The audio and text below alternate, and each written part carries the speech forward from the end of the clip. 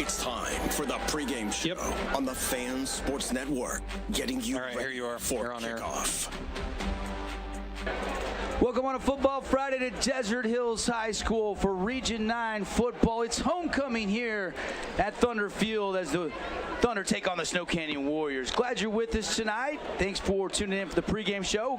Glad you're with us. Now, getting live on the fansportsnetwork.com, also up on KSLsports.com, so lots of ways, radio or the live stream, you can watch this game. Two crosstown rivals, Devin Dixon, Paul Ratliff, Connor Collins, and guys, anticipation's been building, and you kind of feel like this is kind of a momentum swinging game for both these two teams tonight.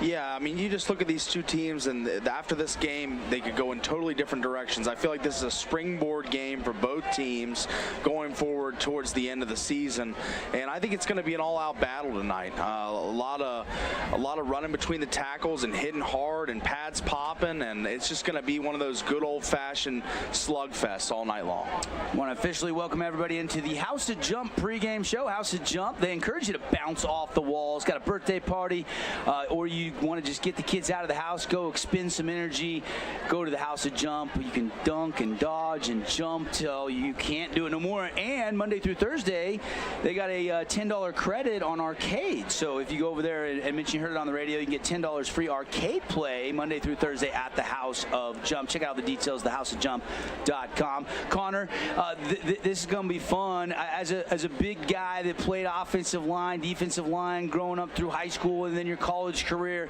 I'm just curious your take on the physicality of this season in region football and your thoughts on how physical this game tonight could be between these two teams. Well, just look at the stats, Devin. I think it's been impressive all season long. These teams have, you look at what Snow Canyon's done on the ground behind Max Reynolds, Bryson Barnes, Gilly Sanchez. You look at what Dixie's done on the ground as far as their outside run game with Jackson Barbin, Rand Sawyer, and then Silas Russell. And then now here with Desert Hills, they have what I think is a true power run scheme. I mean, they're going to line it up with you. They even got what we called hog package. They brought out Stu Taufa at fullback, it looked like, put in another lineman in, and they got big on you down on the goal line. So I've been impressed as far as offensive line play all around the region this year. We've seen Crimson Cliffs, another team with McCord Christiansen, who's been running crazy. So I think this has been a great season overall, but tonight CC, turn your mic down. Yeah, you make a great point. Yeah, CC, you're gonna There's want to turn your two mic down. guys tonight that you could really focal point in on. If you're not watching the ball and you're not watching the quarterback throw to receivers, you want to watch the trenches. When Snow Canyon's on defense, Tag Goobler, and when Desert Hills is in offense, their center, Stu Taufa. That's kind of the matchup within the matchup that I'm kind of excited to see how it plays out. Yeah, this is one of those where, honestly, it's a good gauge because, as we know, Crimson Cliffs is going to be coming up against Snow Canyon here in a couple weeks. And in that game, Crimson Cliffs and Snow Canyon, you're having Parker Andrus going against, Tag Goobler. So this is nice that Tag now gets to match up with a guy like Stu. He's going to be going both ways. And, yeah, this is a hard task to do. You ask Snow Canyon to have some of these big fellas going both ways, but truly, it's been great for their team as a lot of guys have gotten reps. They've gotten better. They were in great condition because they're still able to run the ball late into games. House of Jump pregame show. Devin Dixon, Paul Ratliff, Connor Collins. Three-man boots, and I'm excited to bring you the Warriors and the Thunder. I'm also excited to see these guys pin their ears back, Paulie, and get after the quarterback tonight. Ocean Taufa has been a wrecking ball. Got off to such a great start at defensive end. And then you got Tegan Whitehead on the outside and Trayvon. You got some really good pass rushers in this game to make things difficult on these two teams' quarterbacks. Yeah, absolutely. Ocean Taufa leading Region 9 in sacks right now. Currently, Tegan Whitehead in 5th. So those are two guys that have definitely added a versatile pass rush to both teams. And I really do think both may get home tonight.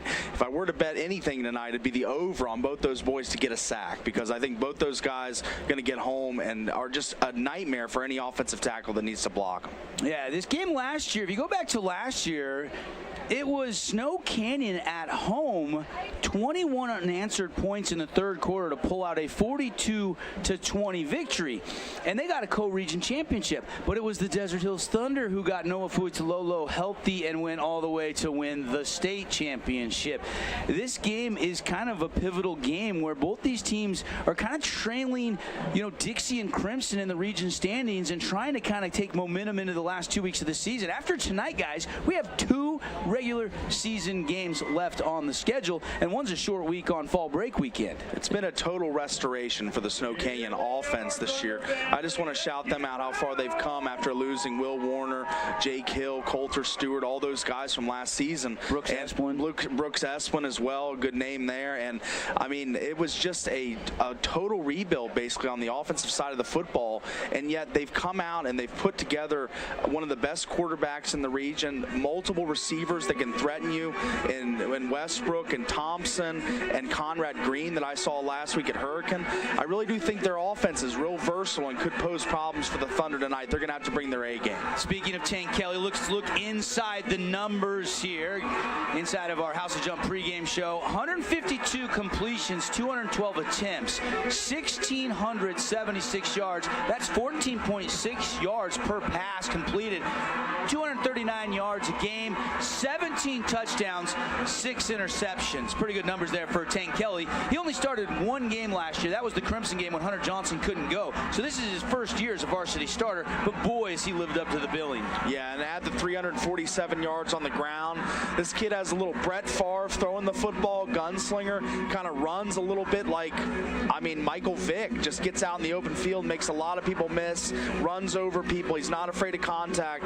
I love Tank Kelly. I'm a huge fan. 7 carries on the season, 7 games played, but he has 66 carries for 347 yards, and he's got 5 touchdowns. Tank Kelly has been an animal on the ground as far as it goes as a quarterback, but you said it best, guys. He's a dual threat, and this is going to be one where they give him the time up front, he'll pick you apart.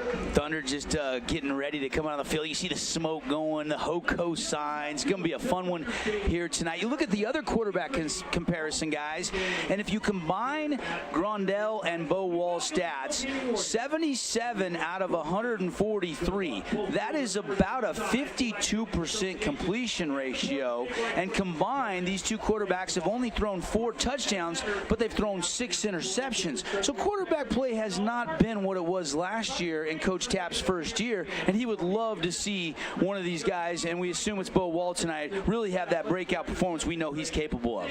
Yeah, absolutely. Bo showed a lot last year whenever Noah was down with the injury, showed that he could be the guy that steps in next year. And there's been some underwhelming performances, but there's also been some flashes of brilliance. And I think if he can bottle that up tonight and play a full game, a full 60 minutes with that energy and with that effort and with those precise passes that he's known to do, I think he could be real effective tonight. Yeah, we'll see how the quarterbacks duke it out. I mean, without Max Reynolds, who is done for the year with the ACL, that's a crushing blow, the junior running back. But without him, last week against Hurricane, we saw Tank Kelly really go to the air early and often. Once they built the big lead, then they were able to just sustain it against the Tigers. Won't be that easy tonight. Now, Hunter Clark dressed last week, the starting safety for Desert Hills, went and played a couple plays. They pulled him back out. He's dressed again tonight.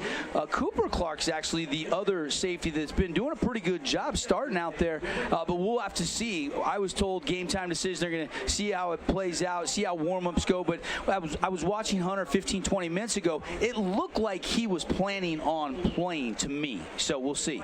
Yeah, I think another thing to keep an eye out for here, Devin, well, actually, are they going to the national anthem here? It looks like they're rolling it out. They're rolling out a giant flag, part of the home cannon. God. So I think we're actually going to keep it live and pay tribute to our great country here, because this is a flag that is almost the size of the football field. So we'll keep it right here for just a second longer inside our House of Jump pregame show. And I think this is the same flag that they use on the 4th of July, if I'm not mistaken, down at Greater Zion Stadium when they had the Kelsey Ballerini concert here in St. George. Yeah. Anyways, I did want to mention real quick, Javian Cummings. This is a guy I think we need to keep an eye out for here tonight. Desert Hills had tried to get him involved early and often last week, and I think that was the best thing they could have done. As Cummings really started going and started getting the ball thrown his way, you could tell that he was getting that yak, that yards after catch, where he was just kind of putting his leg into the ground, making a guy miss, and that's the type of plays that Desert Hills needs right now. They don't have a whole lot of explosiveness outside of Ty Mason, so I think if you can get Javian Cummings a ball early and often again, then that's going to be a good start for Bo Wall and the Thunder offense. Yeah, you and I were on the call last week, and I think we both liked the way they scripted that first half for Desert Hills offensively. It was the second half that there was some head-scratching moments. So I'm sure that's been addressed. I'm sure the coaches have got a plan in place, and now it's up to the players to go out there and execute on a Friday night under the lights. You can see the giant American flag being unveiled. How cool is that, guys? For our viewing audience, you can't see it, but for our radio, or you can see it, but for our radio audience, going from the 30 all the way down to about the 25-yard line, and you've got the cheerleaders and you've got football players all supporting the flag. You got people kind of underneath keeping it off of the ground here. This is the biggest flag I have ever seen. It's not even close at a high school football game. It is absolutely the biggest flag I've ever seen at a high school football game, and it's warranted for this kind of game. It's a heavyweight matchup, and we got all the players on the field. This is quite the scene. This is awesome stuff for high school. Awesome. Love it, love it. Glad you're with us. This is our Boulevard Home Game of the Week, making your house a home for over 48 years. We'll take a break. When we come back, we will break it down a little further. Keys to the game, X factors, and then the kickoff. It's the Thunder and the Warriors coming up on the Fan Sports Network. Red Ledge's Dermatology and Med Spa, specializing in general and cosmetic dermatology, treating acne, rashes, warts, and more. They even do cancer screenings and offer a free chemical pill with your first appointment. So if you need dermatology, think Red Ledge's Dermatology, located just off Snow Canyon Parkway, St. George. Hey, it's Sheldon Demke. Check out the latest episode of What's on the Menu, a behind-the-scenes tour of local restaurants. We'll see some of their favorite dishes and get an inside look on how these dishes are prepared. Check out this week's episode at stgeorgenews.com and click the shows on the menu tab. Adams Wealth Advisory is a financial planning firm that is combined with an investment firm to provide the best possible outcomes for our clients. I always believe if you're intentional with your financial plan, things are going to work out really well for you. Visit AdamsWealthAdvisors.com or call 752-1702 to schedule a time with an advisor today. Hey, Region 9 sports fans. This is Matt Hickman with Academy Mortgage, a proud sponsor of Region 9 football. I would be honored to help you with your next mortgage, whether it's purchasing a home, building, or refinancing. Hey, I'm wide open. Let's connect for a touchdown. I've got 15 seconds to list all the reasons that you should call Jason Baum at Bay Equity Home Loans. First-time home buyer specialist, down payment assistant loans, investment loans other guys haven't even heard of, reverse mortgages, and so many more to name before I run out of time.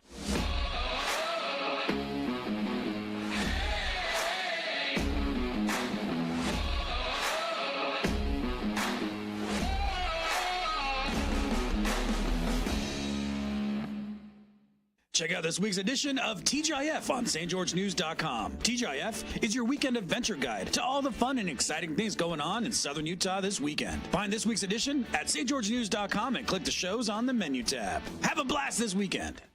This cheesesteak is so freshly grilled, you can still hear it sizzling. I can hear it too. Me too. Actually, it's the Cheesesteak? grill. Grilled right in front of you. It's a Jersey Mike's thing. First Ace Hardware is conveniently located in St. George on the corner of Bluff Street and St. George Boulevard with 30,000 square feet of lawn and garden, paint, tools, fabrics, sporting goods, and the most complete nut and bolt section in town. First General Store, the Big Ace store on Bluff and on Main and Cedar City. Hurricane, think Bucks. All right, here's your intro. Time for Region 9 action in tonight's And you're on air Boulevard too, by the way. Home Game of the Week on the Fan Sports Network. Hey, welcome back, everybody. What a scene here at Desert Hills High School. Huge American flag stretching from the 30 to the 30. The game ball, I believe, is going to be delivered in from the air, maybe, possibly. I saw a helicopter hovering around the stadium. And the festivities here at Desert Hills High School for the pregame are just wrapping up, but we know everybody's here for the action that's about to fire up. And I want to turn to Paulie for some Team D auto sales keys to the game. And Paulie, let's start with the visitors, the Snow Canyon Warriors. What are you thinking tonight that's going to be really important for Coach Esplin and SC?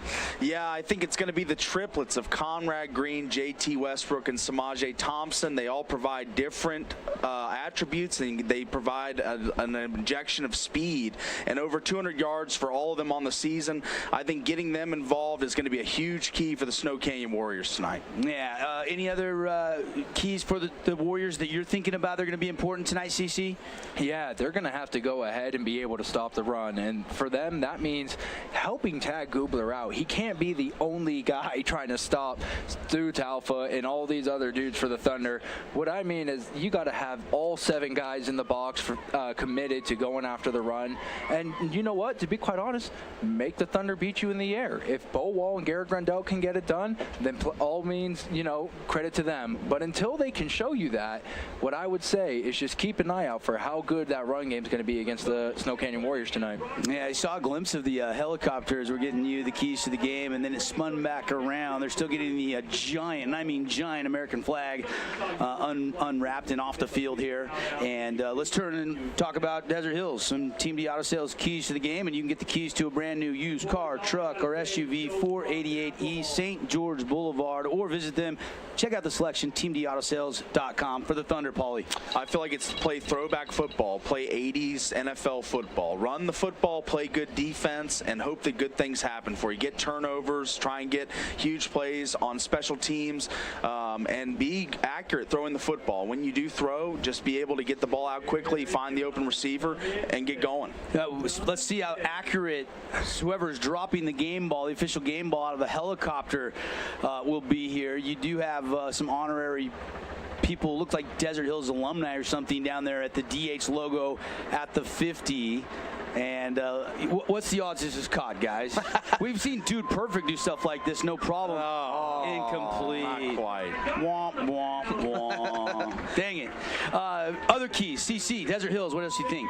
Yeah, for Desert Hills, it's going to be sticking to the script. Don't try to, because honestly, Snow Canyon will go out there and they'll score quick.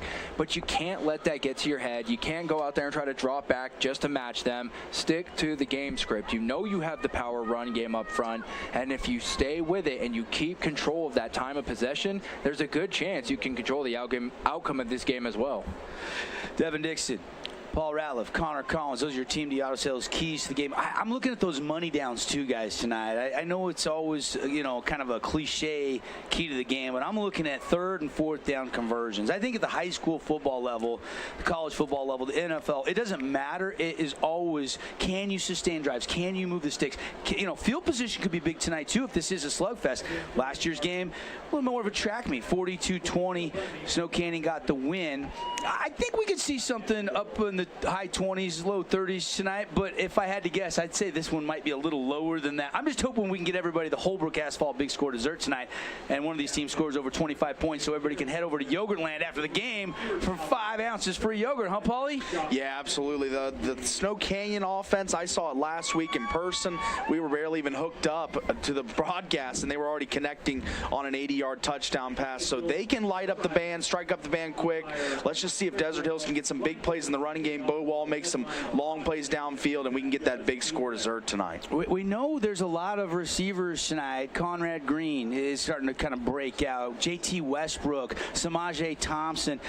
You got Cale Johnson that's really started to emerge. Johnson was great last week. But even guys like Hafen and Mikhail Swinson, it's guys that only have a handful of catches, are capable of making plays if needs be for Tank Kelly. On the other side, behind Javian Cummings, you keep wondering where is that supporting cast. It's been Titan Mason out of the backfield trying to get him the ball in the screen game, in the ball in the flats. But they have a little bit of Winslow, the tight end, that we've seen some things good from him on occasion. And we've seen now Mr. Everything, the Swiss Army knife, Cyrus Polu has been inserted as of last week back into the offense on certain possessions. Well, I was just about to say, you look at the season numbers so far for the Thunder. You got Titan Mason with 16 catches, 128 yards. Javian Cummings with 27 catches for 453 yards. There is not a single other receiver to get more than double-digit receptions on the season. The next closest was Azian Cummings, who has 9, and they just started getting him involved last game. Well, Nija is only a sophomore. That's Javian's little brother. I mean, he's just a young pup, but he does have some speed, and he does have really good hands. So, yeah, maybe he could be an X factor that kind of flies into this game and makes some big plays tonight. Absolutely. It's going to be some unsung heroes for both teams, I think, that are going to come through tonight, because the marked men, the stars, they're going to be game planned for by both coaches. I mean, these are both two well-coached teams, and I think they'll be prepared tonight. All right, this has been the House of Jump pregame show. Go bounce off the walls. When you purchase 1 hour jump time and mention this ad, get $10 in free arcade at House of Jump. As always, we'll be looking to hand out some awards tonight. Our Hearst Ace Hardware Player of the Game, we'll name one for each team. Our Appliance Wholesalers Plus Playmaker Play of the Game, we'll see who can, and that could be the game winner. We don't know. We hope so, right? We hope this one goes down maybe into the game, crunch time, fourth quarter. We'll also name a Jersey Mike Sub of the Game and our Mountain Land Supply Defensive Play of the Game. So we got some great local awards to hand out during the broadcast tonight. Glad you're with us here on the Fan Sports Network. It's our Boulevard Home Game of the Week. Kickoff tonight brought to you by Luke Hudi at American Family Insurance. All your home, auto, and life insurance under one roof. Call for a free quote to see how much Luke can save you today. And the kick is in the air. Let's put 12 minutes on the first quarter clock, and it goes into the end zone for a touchback. And here comes Tank Kelly and the Warriors. They'll set up shop 1st and 10 after the touchback. This is a high-octane offense. We talked about it in the pregame. They get going fast in a quick way most every game. So the Thunder got to be ready for a play-action deep strike right off the bat. I would not put it past the Warriors. So Tank Kelly and the Warriors coming out wearing the all-white jerseys, white pants, white jerseys with the green and gold numbers, and then the gold helmets tonight. Thunder wearing the white pants with the black tops tonight and the black helmets. Warriors will be working left to right on your radio dial. 1st and 10 from their own 20. And here we go. First play from scrimmage. Kelly out of the gun, looking to run. Quarterback draw, goes off left tackle, has a little positive gain out across the 25 to the 26, and a pickup of 6. Yeah, and keep an eye out for Ocean Taufa here on the defensive line for the Thunder. He's been somebody who this season really underrated, but has been great at stopping the run, as he's just been a force up front. He's very good at setting the edge and kind of keeping that outside contained. So keep an eye on number 27 here tonight. And on the Warriors side on the offensive line, Ryan Felipe, 6'5", 280 on the edge for the Warriors protecting. Up the middle, run, and trying to get that first down gain. Second effort, and he gets 5. So 2 consecutive run plays, and that is a Red Rock Real Estate first down. Nice run right at the heart of that defense. Jagger Shotwell the first to hit him, but then you can see he kept dragging and fighting, and you love that if you're Snow Canyon, where your starter's out for the rest of the season. No Max Reynolds. Hope he has a great recovery. I'm hearing his spirits are high. Great kid, only a junior. A crossing pattern, caught, and then dropped. That is a dealer collision. Big hit. As it was, as we look at the replay here, just a crossing route and just gets blown up right there by number 25 of the Thunder. Yeah, big hit for the Thunder. Number 25, Bo Meredith, coming in to make that dealer collision. Big hit on Conrad Green, a guy that you called a water bug earlier today, if I'm not mistaken. Yeah, that's right. We had to look up what is a water bug. Yeah, not in humidity-riddled states there are water bugs. Yeah, that was news to you this morning. Yeah, yeah, for sure. So penalty flag for the first time tonight, and this is going to back Snow Canyon up.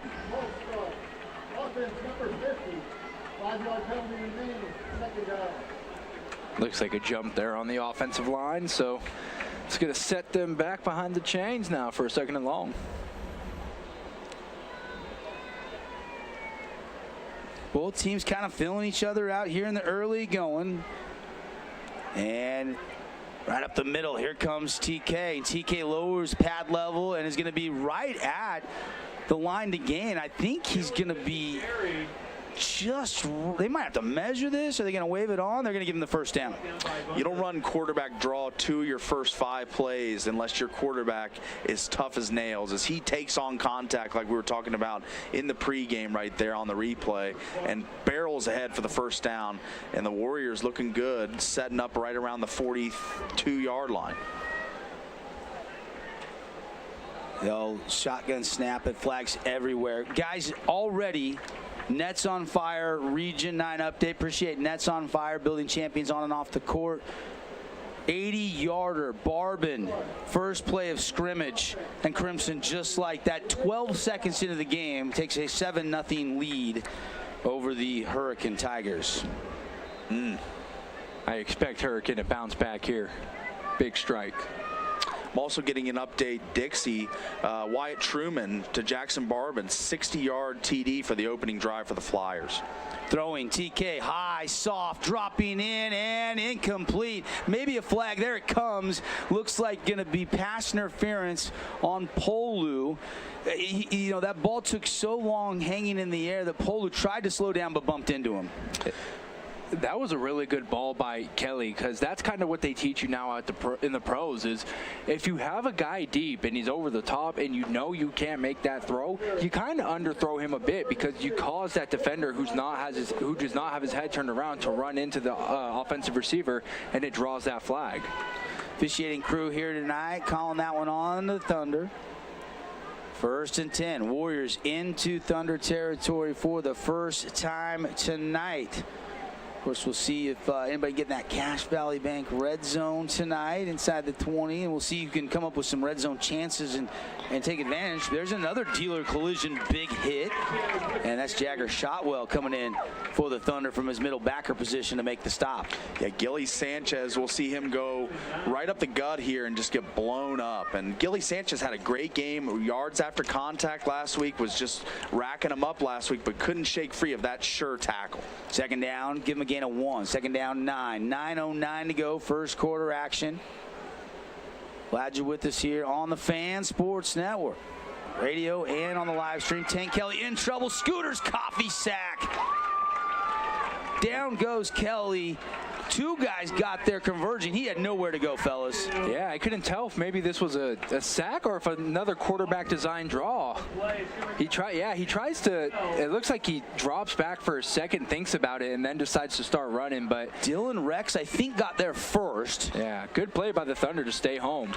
Dylan Rex, number 42 of the Thunder, the first to deliver the hit, and then a couple other guys jumped in. So 3rd and 12 now. Kelly taking a shot and miscommunication. Looked like Thompson cut that route off at the sticks.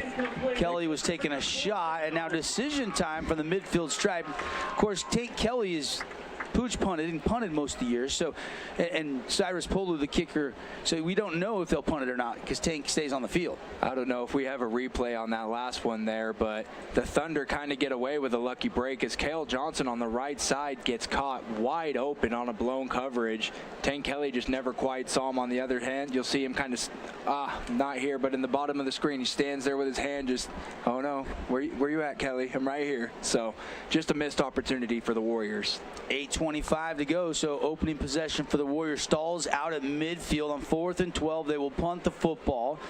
Desert Hills ready to get their first possession of this homecoming game. They'll kick it away from Polu, trying to track it down, picks it up at the 20, and Polu's going to take it to the 30 and going to have a gain of 9 after the pickup and the return. Yeah, very heady play there. The ball's just bouncing away, and he just grabs the ball and gets the extra yardage that's in front of him, gets out of bounds. Smart play all around by Cyrus Polu as they're set up at the 30. Much better starting field position after that little return. So here is Bo Wall, junior quarterback. Also plays on the baseball team. Saw a lot of reps. He'll hand it off to Titan Mason. Titan Mason, junior running back. And nice looking toe for a pickup of 3 off that right side. Offensive line, 3 of 5 starters back from the state championship team. Hudson Bundy, Jerem Wilkins, and Stu Taufa. The newcomers are Alec Taufa and also Fuatulolo. That's Noah Fuatulolo's younger brother, although he's bigger than Noah was, who graduated last year, helping the Thunder win that state title. And it looks as if Archie Therafall, the junior, is down on the field right now, number 23, as just got caught up in the wash there, it looked like, but it looks like he's going to be okay as he's hopping up on his feet as we see there. They've been really high on Archie coming into the season, a lot of hype, but only 9 catches, 111 yards, 1 touchdown this year. He is actually the cousin of Steele Barbin and Jackson Barbin, part of that whole crew, very athletic. They all play at different schools here in Region 9, and Archie obviously up and walking under his own power, which is a good sign. Great sign, and the Thunder got to maybe keep running the football. As Archie being gone, that's a hole in the defense. They'll run it again. This side left tackle. Mason cuts off of it. Holt comes in, and they gang tackle, but pickup of 2. That'll make it 3rd and a long 3 here for the Thunder offense. As Ryder Holt, one of the leaders in Region 9 and tackles, as he is always around the ball. It's like a magnet, follows him around, and he gets straight to the ball at just every play as he's there again. He was one of the guys we highlighted. Him and Tegan Whitehead are disruptive forces for this Warrior defense. Tegan's rushing off the left defensive end. Now the first pass attempt of the night, deflected, batted down, and incomplete.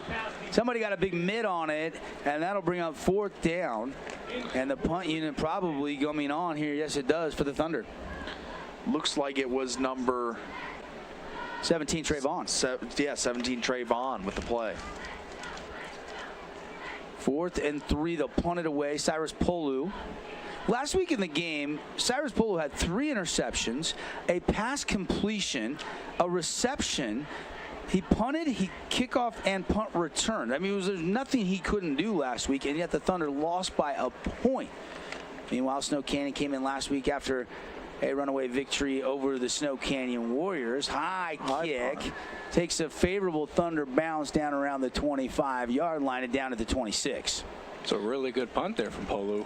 High hang time on that. A lot of hang time on that ball, as it was a rainbow up into the sky. But pretty decent setup here for Desert Hills. Gets them pinned back pretty deep. They could get another stop and get the ball back to their offense. Not a lot of rhythm on that last drive, but I still feel like there were signs of life, and the run game is something they should keep going back to all night long, no matter how far they get down, because their explosive plays come through the run game most of the time. Connor Kell just had an interception as we check the Nets on Fire Region 9 scoreboard, and Crimson now 7:07 to go first up, 14-0 out in Hurricane Dixie on top 7-0. Here in our Boulevard home game of the week, no score. Both teams have had 1 possession. Here comes possession 2 for Snow Canyon. Talon Kelly, Tank, throwing it a little arc, trying to feed it in over there to the top of the defense, and he couldn't find Cale Johnson, just a foot past his outstretched one-hand attempt. Yeah, Cale Johnson was a player last week and was a guy that they're trying to get more involved here, as this ball was just a rainbow ball as he loops it in, trying to get it over the defenders, as we see on the replay, but just not quite enough on that one. Not enough speed by Johnson to get over to that ball. Tonight's game brought to you by Intermountain Sports Performance. There is no off-season training, sports-specific training, always the latest technology. 2 Southern Utah locations, and of course Logan to St. George, 5 statewide locations. Intermountain Sports Performance, proud sponsor. And a lot of these guys probably playing out there on the field right now at one point or another as a youth football player. Probably did some training packages over there at Intermountain. Get me updated on the Utah Utes and the BYU Cougars game throughout the night. Utes and Beavers Friday night showcase. They are underway out there in Corvallis at the newly renovated Reser Stadium. No score yet to pass along. 2nd down and 10 for SC. Warriors, Gilly Sanchez flanking TK in the backfield. TK is going to run a quarterback's keeper right behind Sanchez, and he's going to push out to the 34-yard line. That'll be a pickup of 7. And they love that quarterback design run. That's about the 3rd time tonight they've done it. And what they do is they pull that right guard around the center, and they kind of create what's almost like a trap, which is fun to do when you have a really great running back. But not often do you see teams trying to run that offensive line scheme with a quarterback following them. 3rd down. That was one of the keys I thought would be important tonight. 3rd down conversions. Neither team has converted on a 3rd down yet tonight. Both teams 0 for 1. TK got a shot. Here comes some pressure. Rolls left, avoids it. Now he's going to tuck, run for the 1st down. 40, cut back at the 45, and fall forward to midfield. Talon Kelly is going to get a 15, give him 16-yard on 3rd and short, and that'll move the chains. Red Rock Real Estate, 1st down. And that's just improv there from Kelly. I mean, he sees the play breaking down, no one's open, and he just takes off, tucks it, and goes. And that's a huge part of his game, is that when things break down, he provides a mobile threat to pick up 1st downs, even on 3rd down like that one. 3rd tackle of the game already for Jagger Shotwell. Under 6 to play, midway through the first quarter. Sanchez takes the toe, tries to bounce it outside, and he is dropped. No gain on the play. Stuffed on that outside run right at midfield. Yeah, Cyrus Polu there in support, and he lays the lumber here as we see the replay as he stood up a little bit, and then he just lays him down.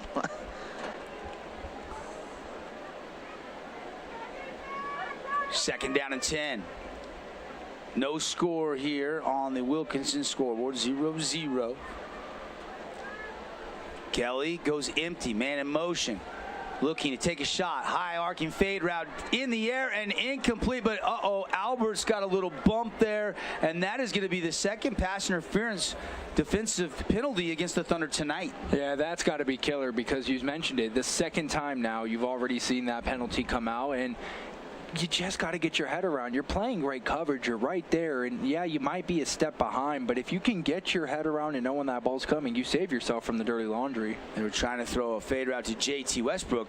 Kelly, you don't see him underthrow very often, but that time it actually worked in the Warriors' advantage because Alberts just ran right into J.T. Westbrook. As Kelly does throw that looping rainbow ball, and it does allow it to hang up in the air a little bit, and that does draw those penalties. Good point there, Connor. From the 35-yard line, fresh set of downs for the Warriors. Tank Kelly out of the gun, looking to throw. Swing pass, complete, trying to get the edge. And they'll get a couple yards out across the 35 down to about the 32-yard line, depending on that spot. And Bryce Barnes was out of the backfield to make the grab. Yeah, Bryce Barnes, just that little speedy change of pace back for the Warriors. Saw him a lot last week at Hurricane, and I think he's getting a more expanded role in this offense, and for rightly so, as he makes another play there for the offense.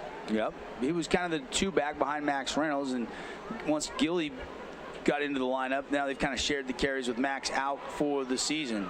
Kelly runs it himself, and he'll get a couple of yards. Good tackle one-on-one there against St. Kelly by the Thunder. Yeah, that was a good tackle, Devin, because I think if he doesn't make this, Kelly was probably going to be home free. There was nobody but green grass in front of him there if he breaks past that level. Yeah, nice job. Tegan Smith, the senior D tackle, shedding off his block. Now, there is a Thunder player down, so we got an injury timeout. Keep it right here. No score. Exactly 5 minutes left in quarter number 1. Tonight's game brought to you by our friends at Holbrook Asphalt. Hoping for the big score dessert tonight in one of our region games. So everybody can get over there and go to Yogurtland after the game. Get 5 ounces free frozen yogurt if one of our region teams scores over 25 points. We're not pacing for it right now in a scoreless game. We're going to get it, though. Lightning's going to strike here at Thunder Field as multiple big plays are going to be made throughout this game. We're just going to hold on and wait for it. A big loss here for the Thunder, as looks like Bridger Fleming getting helped off the field, not on his own power. So looks like he's got that ankle rolled up on it, and that's going to be a big loss. See Bridger Fleming in that mix. He's tripped up. Yeah, falls right on here. His backside. Looks like just one of those classic. Yeah, Big Red is an integral part of that front sevens. So we'll check on that injury and hope he's able to return. He's up on the table. Looks like they're looking at that lower left ankle. And now flag flies on 3rd and 3. 4 receiver formation here. And now they got a sideline warning against Snow Canyon. The first is just a warning. The second one, nope, they'll penalize. So 3rd and 3, just inside the Thunder 30. Warriors got to midfield, had to punt, drive stalled out. Now they're down to the 30. Can they convert on 3rd down? We're about to find out. 7 and 8 in the box. They'll run it with Kelly. Off right tackle, push across the 25-yard line, and he got it by a foot. First down, Snow Canyon. Red Rock Real Estate first down on the legs of the quarterback, TK. I mean, QB lead up the middle is just such a play that you normally don't run with your quarterback. But again, this is such a tough kid to just stick it up there right into the heart of the defensive line and bang for that first down.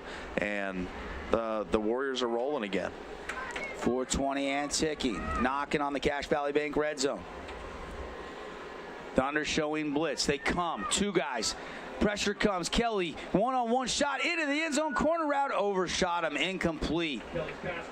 Maybe he had to throw that a little earlier than he wanted with the pressure of the blitz. Was looking for Cale Johnson there again, the 5'8" wide receiver, right in that corner route, getting open, but just the ball just wasn't on the right spot there from Tank Kelly. Again, Cale Johnson's come in 17 catches, 296 yards. He's kind of one of the deep threats. I mean, 17.4 yards a catch. So he's a guy they like to try to get the ball deep to.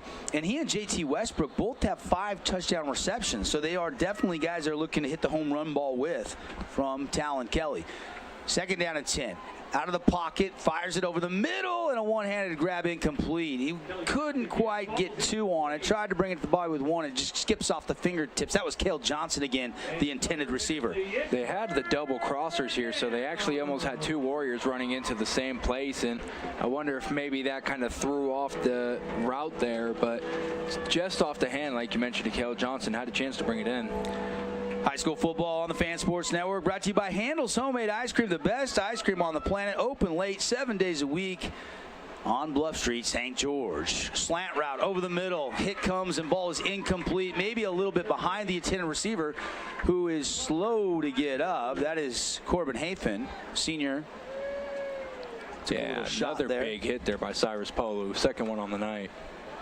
Got a couple dealer collision hits. I thought this might be a pretty physical game, but definitely after the ball went off his hands, so no penalty. And now 4th down and 10 for the Warriors. And they're attending to Hafen, who's up on one knee at about the 20-yard line. And now he's up and jogging off under his own power. It's good to see. He looks like he's going to be fine. Yeah, I think he probably got the wind knocked out of him a bit there. Big hit came from the back. Probably wasn't expecting that and just needed to catch his breath. 4 minutes to go. You do have Allred. Interesting on the kicker of Snow Canyon, Allred. He's on the golf team, and he goes and kicks when he can between golf tournaments and golf practice, and he has been unbelievably reliable. In fact, I don't think he's missed an extra point all year, but they're not going to go for what would be probably about a 40-yard field goal here. 4th and 10, it looks like they're going to leave the offense on the field from the 24-yard line. Kelly out of the shotgun. 4-man rush, has some time, goes deep into the end zone. Westbrook, and incomplete. Looked like for a second it was in his hands and then knocked out, and the Thunder get a 4th down stop. Yeah, what a play there made on the ball, as we see the replay here, as Tank Kelly puts a good ball out there, just flings it out in the air, and that ball is on the hands of Westbrook, and it is just broken up by number 20 on the Thunder. That is Asian Cummings. Anijah Cummings. Quick update, Nets on Fire Region 9 score update. Parker Andrus, defensive tackle, pick 6 for Crimson. They lead 21-0 out in Hurricane. How about that, guys? The big guy letting them eat a little bit. Yeah, nothing like the big sexies out there going and getting themselves on the board. Thunder come out, get it to Cummings, and Cummings is going to be stopped for no gain right at the line of scrimmage, and it'll bring up 2nd down and 10. By the way, not a great start for the Utah Utes. Oregon State drives down the field and has a 7-0 lead over Utah. It's fun to chat with Utes play-by-play announcer Bill Riley this morning on the show, and obviously Cam Rising waiting for his return. Hasn't happened yet, huh, guys? Yeah, we're seeing the video right now of him wearing this huge brace on his leg. I've never seen a brace bigger than that, but I hope after this bye week that he is back in the Cal game at home at Rice Eccles. About a 4-yard pickup. Bo Wall buying some time, rolling out to the right, and then decides to tuck and run, and got what he could. And that's what he can do. He's a dual sport athlete. He can play multiple positions on the field. I bet he'd be a great defensive back because his range and mobility and his speed, as he showed on that play. Thunder put a man in motion. Wall looking to throw. Nothing there. He's going to tuck, going to run, and he is going to spin back to the middle and then get gang tackled about the 27. That's probably one of those where you want to see Bo Wall just kind of slide down. There wasn't too much left to be made, and never want to see a quarterback take an unwarranted hit. We see it on the replay here. I think Tegan Whitehead led the gang here of tacklers as he shows up first on the scene and blows up that play, and multiple Warriors flocking to the ball. Good to see that for Coach Eswin. So punt unit on again for the Thunder. That's not good for Coach Taps. Offense has not gotten a first down yet in this game. And let's not forget that on that last drive there, Bridger Fleming was still on the sideline getting that ankle taped up. So booming kick by Polu. Therafall going all the way back. It rolls inside the 5 and down at the 4-yard line. No flags down. What a kick by Polu. That looked like that kind of touched him there. It got close, so you got to stay away on those punts. They're live balls. About a 60-yard punt, guys? Wow. Yeah. That was a low line drive, and it just blasted over the head of Therafall, the return man. So we saw Polu skyrocket one up into the clouds, and now we've seen him just hit a line drive all the way down the field. So I wonder if Tennessee's got him offered as a punter. 2:23 to go here first quarter, and Warriors offense, and they have really dominated the time of possession so far of this quarter.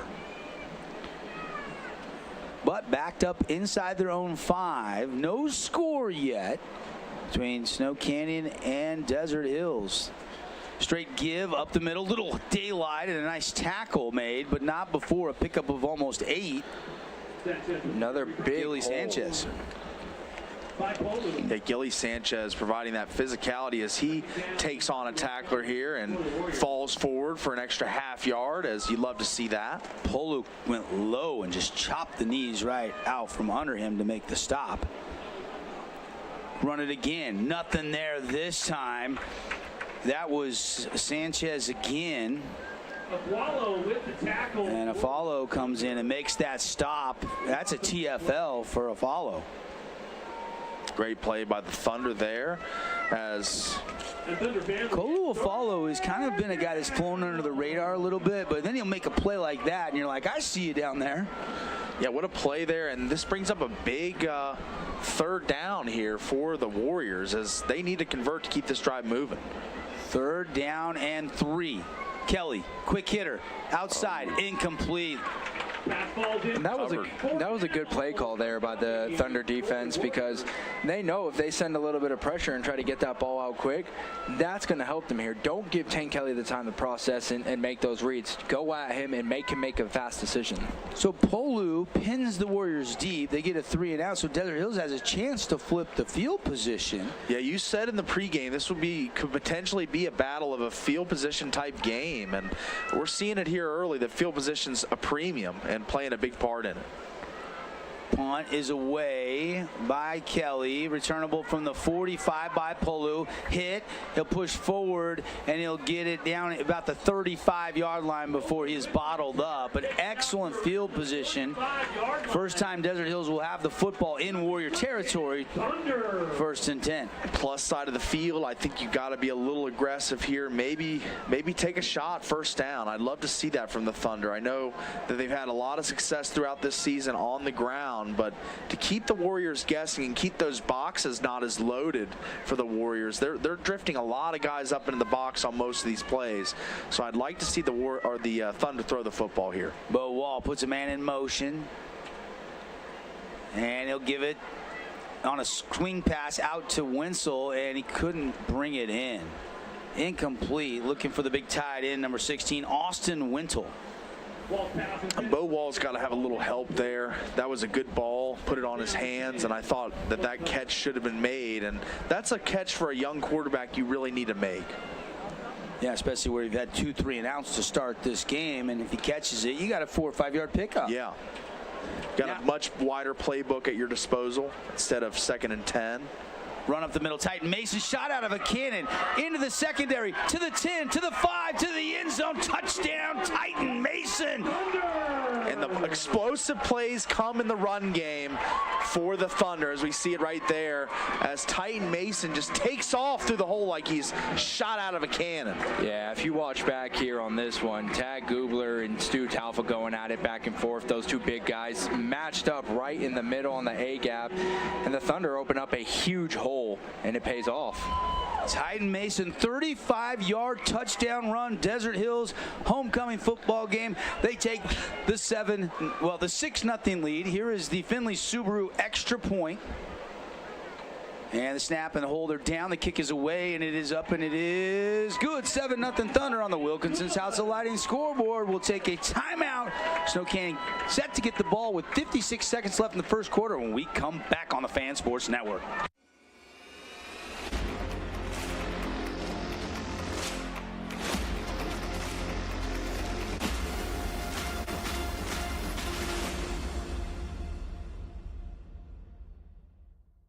In St. George, Layton, and Woods Cross. Create your own relaxing, comfortable space. Boulevard Home offers the guaranteed best prices on furniture, appliances, mattresses, and more. And buy with no interest financing. Shop Boulevard Home, because home is who we are. 30 more seconds. Appliance Wholesalers Plus are the playmakers in the appliance business. Need new appliances? Then stop by their showroom and save money and buy right from the distributors at AWP. You guys ready? They're open to the public across the freeway from the Bloomington Wall. Maker of the game. Yo, you guys ready? That was 45 seconds. Glad you're with us on the Fan Sports Network, 99.5, 95.3 in St. George, 93.1 in Cedar, or, of course, watching on the fansportsnetwork.com or KSLsports.com. Devin Dixon, Paul Ratliff, Connor Collins. And we have our first score of the game, 35 yards. Nice job by the front five, huh? CC opening up that hole for Titan Mason. He knew what to do once he hit it. Yeah, I like watching Stu Talfa and Tad Gubler and just some of these other guys down in the mix, because you're talking about 300, 280 pounds, 220 pounds. All these guys here mixing up down there, you're probably combining about 1,000 pounds of meat. And I love seeing that. Smash these bodies, smash these pads, go at each other, may the best man win. Excuse me. And Desert Hills, like I said, stick to your game plan and big plays will come out of it. Right there at the point of attack. And Barnes had a short carry, and I don't think he got anything. I'll call it no gain on the play. Pretty well bottled up. Aside from that big 35-yard run on a short porch with the field position, the defense set up for the offense, there hasn't been a longer play from scrimmage than that one by Titan Mason in this game tonight. We'll see if the Warriors can take a shot here. They've had got a couple PIs. Now they'll go crossing route, caught, Conrad Green, hit, and it'll be a gain of just a couple. Bo Meredith, I think, the first to come up and make the stop for D. Hills. Yeah, Conrad Green on the crossers has been pretty lethal this season, as he was involved a ton last week on the crossing routes and getting open and just flying down the field, but that one was bottled up quickly by the Thunder.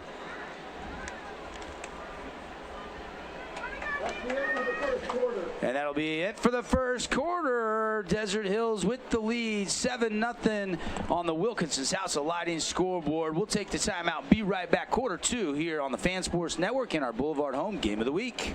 We are Utah's financial outfitter, and we're here when it's time for your business to climb higher.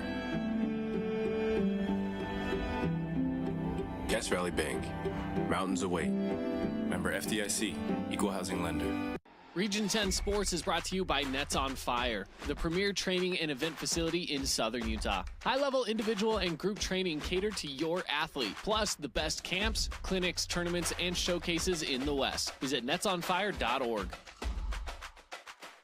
As a local business owner, it's important to get the word out about your business. More people equals more revenue for you. Get your business in front of over 160,000 people in Southern Utah each week with St. George News. Contact St. George News 299 today. to find the location nearest you. All right, here's your music bed.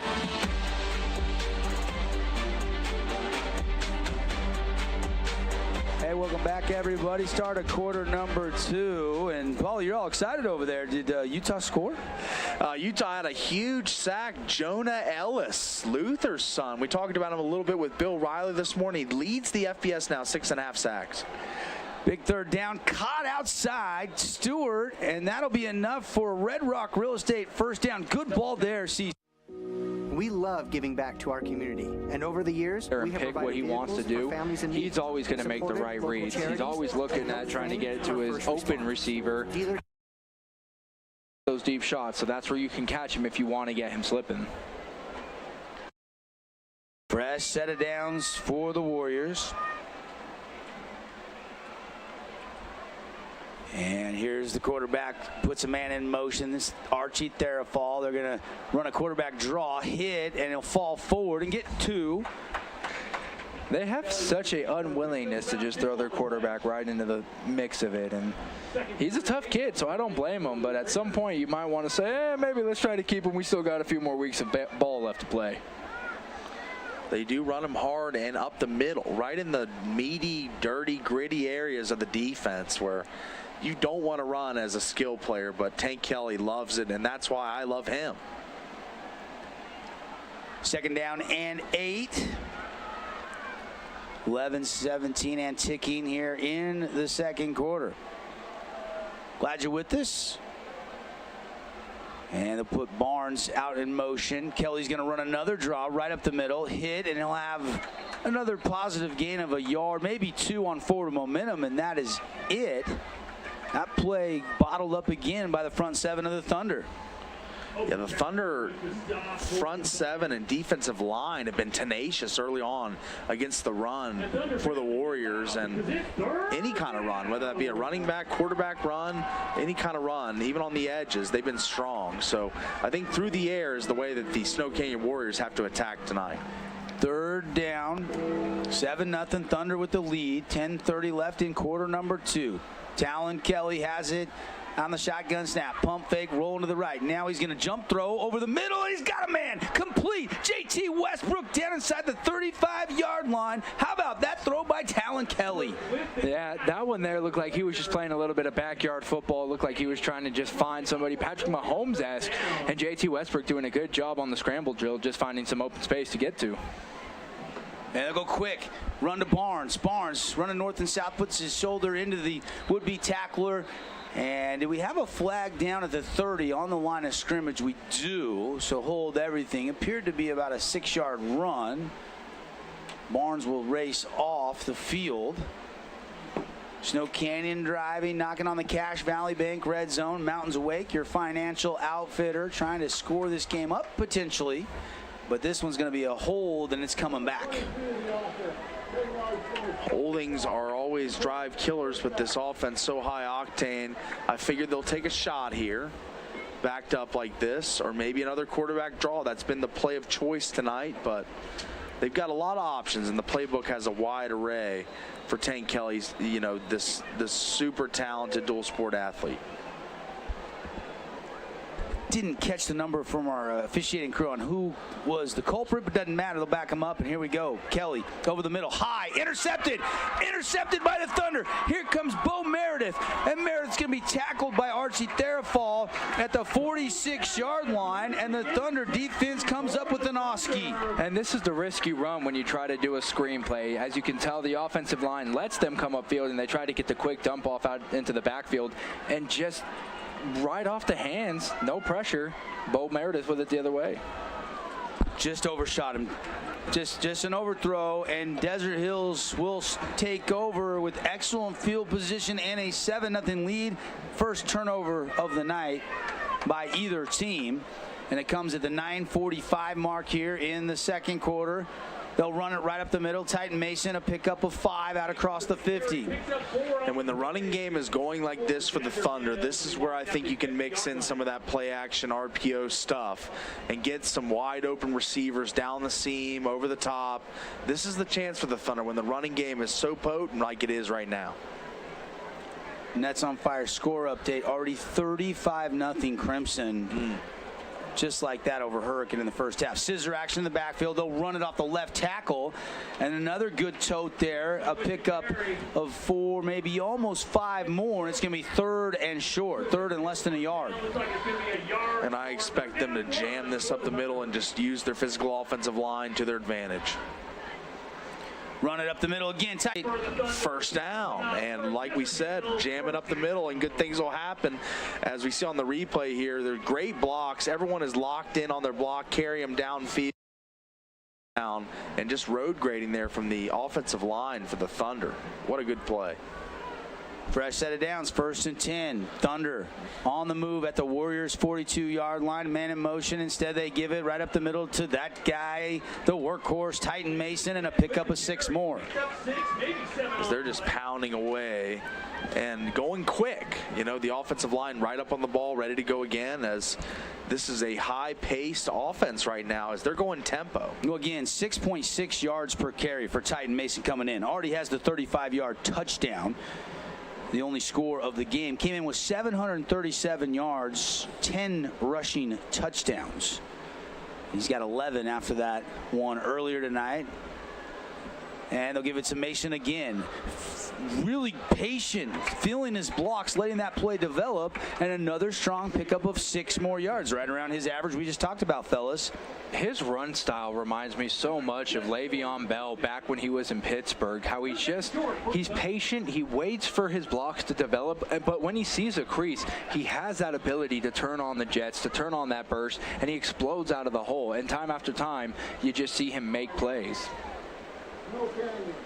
Timeout taken on the field by the Snow Canyon Warriors, and we'll take a quick 30-second break as well. 7:39 to go in the first quarter, with Desert Hills up 7-0 on the Wilkinson scoreboard and driving when we come back on the Fan Sports Network. Everyone loves local sports and, of course, loves ice cream. And the best ice cream on the planet is Handel's Homemade Ice Cream. Open late every day of the week with dozens of delicious flavors. So after your favorite team wins, head over to Handel's to celebrate, with locations in St. George, Layton, and Woods Cross. Red Rock Real Estate has over 200 professional realtors in the St. George area that specialize in the local market. Whether you're buying your dream home, looking for an investment property, or want to sell your home for the highest amount, the Red Rock Real Estate team is here to assist you. Get started now by visiting redrockrealestate.com.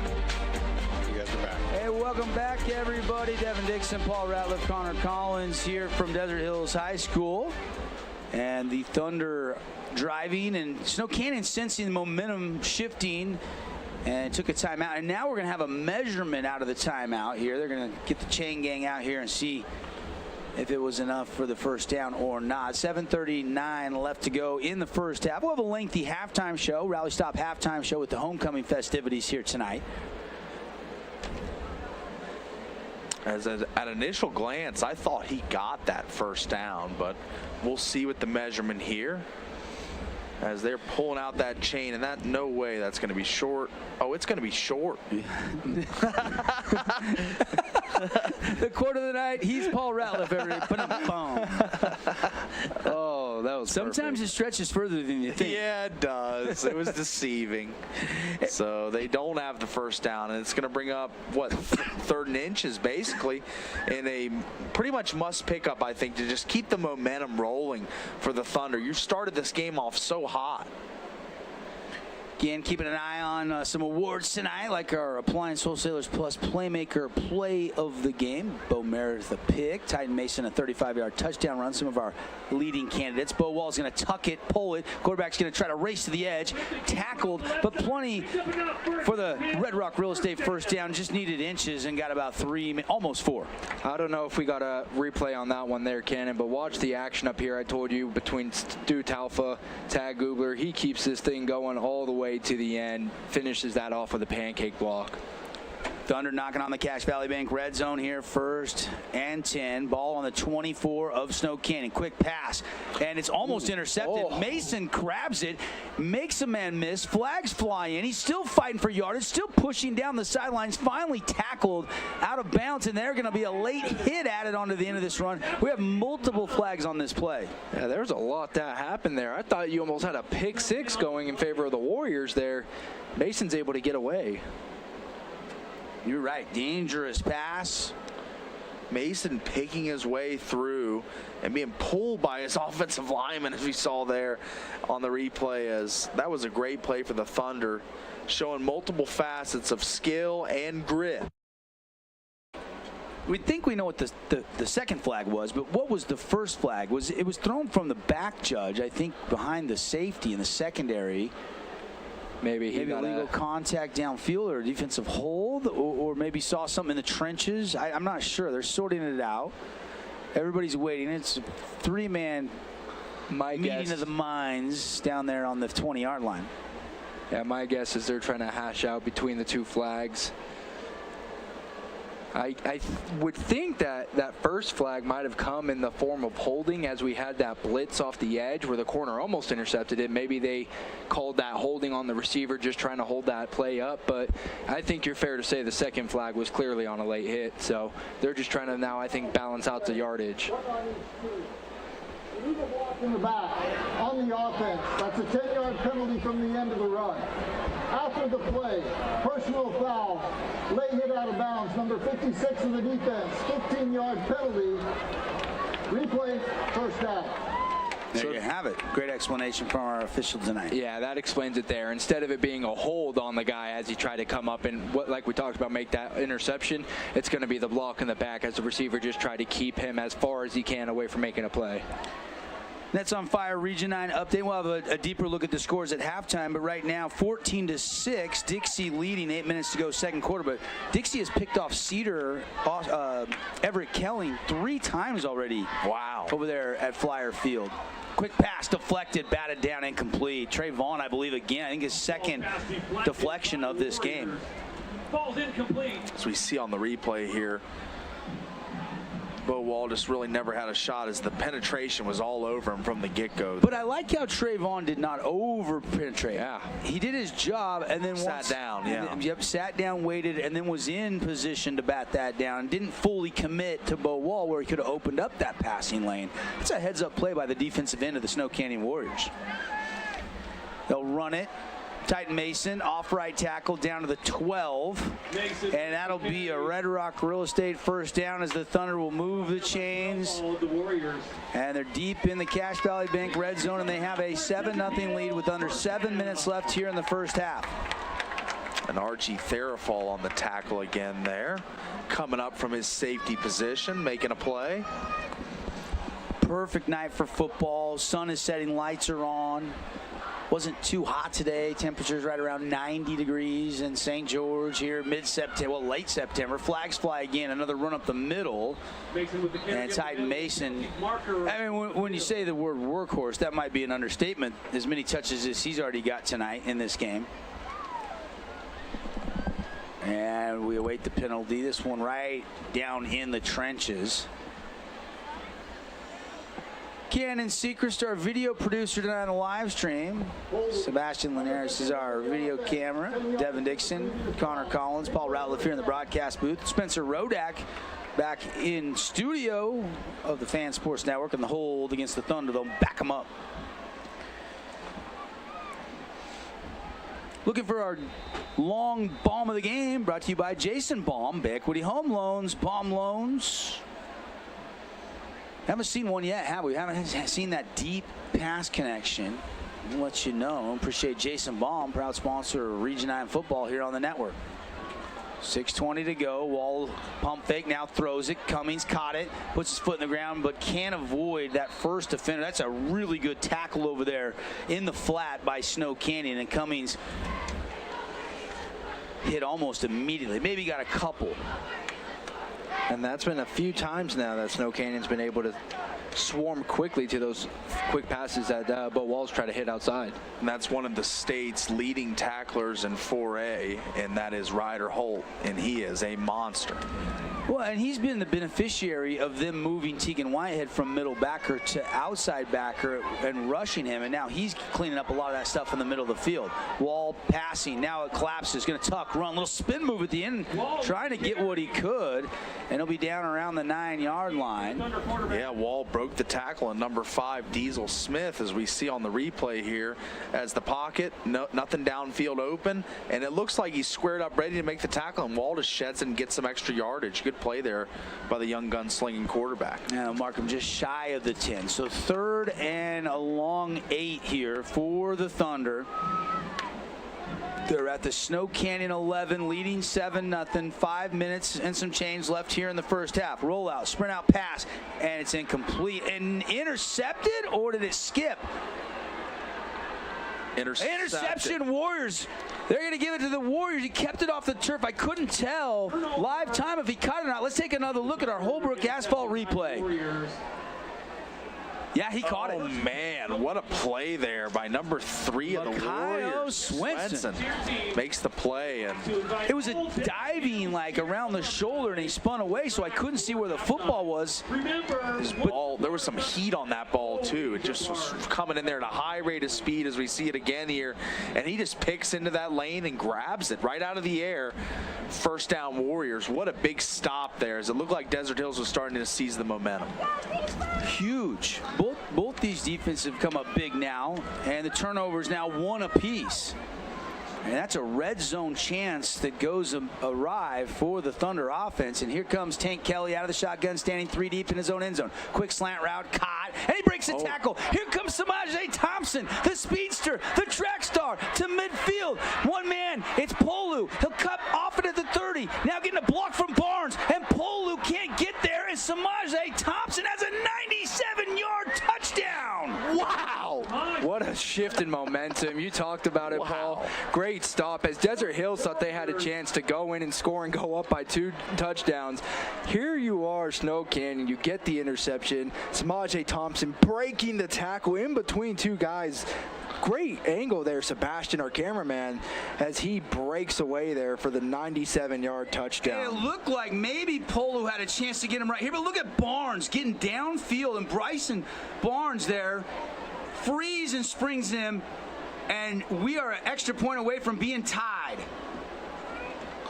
Wow. Momentum shift, huh, fellas? Absolutely. Not cashing in that turnover in the red zone as the PAT, Finlay Subaru PAT, is up and good for the Warriors. And we've got a tie ball game here, fellas, after that huge play. And that stop in the red zone, that turnover, I cannot emphasize how huge that was, as that was literally a 14-point swing we saw right in front of our eyes. We'll take a quick 30-second timeout. 7-7 on the Wilkinson scoreboard. Action picking up here at Desert Hills. Did you know that St. George News has a new app? Download the St. George News app today and stay up to date on everything happening in Southern Utah. Get instant notifications on news, weather, sports, and more. Download the app today and get your local news now. Bring on over to our house, the House of Jump. What's up, sports fans? It's Blair Fry with the Fry team at Red Rock Real Estate. Let's be honest. You know what's addicting? Football. You know what else is addicting? Looking for homes or investment properties. Let the Fry team at Red Rock Real Estate coach you through your real estate addiction. Jason Baum over at Bay Equity Home Loans doesn't need a Hail Mary to help first-time home buyers. All right, you ready after this one? Call in the Baum Squad. Jason Baum with Bay Equity Home Loans. BaumLoans.com. Bay Equity LLC, NMLS Yeah, we're ready after this one. 6988 and 1252639. Okay. Equal opportunity lender. Football, let's go. How about that? Jason Baum, Bay Equity Home Loan, bomb of the game. Wasn't a bomb pass, but it was a bomb run, and it traveled 97 yards. And Snow Canyon has tied this game up. Devin Dixon, Paul Ratliff, Connor Collins, Cyrus Polu, return man, going to bounce it outside, little stiff arm out across the 35, and finally taken down at the 39-yard line. I wonder what is Cyrus Polu's 40-yard dash? Like, for how big this kid is. That's what I was about to say. How does he move so fast? So fluid. He's a glider, isn't he? Yeah, so fluid, like a long strider, but very smooth, too. I mean, hard to put into characteristics how this guy runs until you see it. I know. It's like this 250-pound strong safety, linebacker, tight end, and just literally does it all. So all squared up. They'll run tight Mason, little crease up the middle. He'll pick up 6, maybe 7, out across the 45-yard line. And again, the ground and pound in effect for this Thunder offense, letting those linemen get down to those second-level blocks, Connor. Yeah, we've had a good game here. I mean, if you like a defensive and a ground and pound game, this has been the one for you. The 2 big plays that resulted in touchdown are the 2 big plays we've had all game. So I like what these teams are doing. Desert Hill's sticking to their script, and I wouldn't be surprised if Ty Mason breaks another one. Mason with the carry. Mason still chewing up yards on that play as he gets another first down for the Thunder. And they keep this clock moving as well, trying to limit the opportunities they give Tank Kelly in that explosive offense. Yeah, 3:53 and remaining in the first half. 1st and 10 from about the 49-yard line of the Warriors. And for Bo Wall, he's got to put that mistake behind him and just keep running this offense, and they'll stay on the ground. And Mason trying to bounce it outside, and pretty good 2-man tackle there. But another good chunk play on the ground by this Thunder offense. They're explosive plays. We've said it a few times. The explosive plays for the Thunder come through the running game when they pop a big hole and get going downfield. So I'd love to see them try to keep committed to the run game.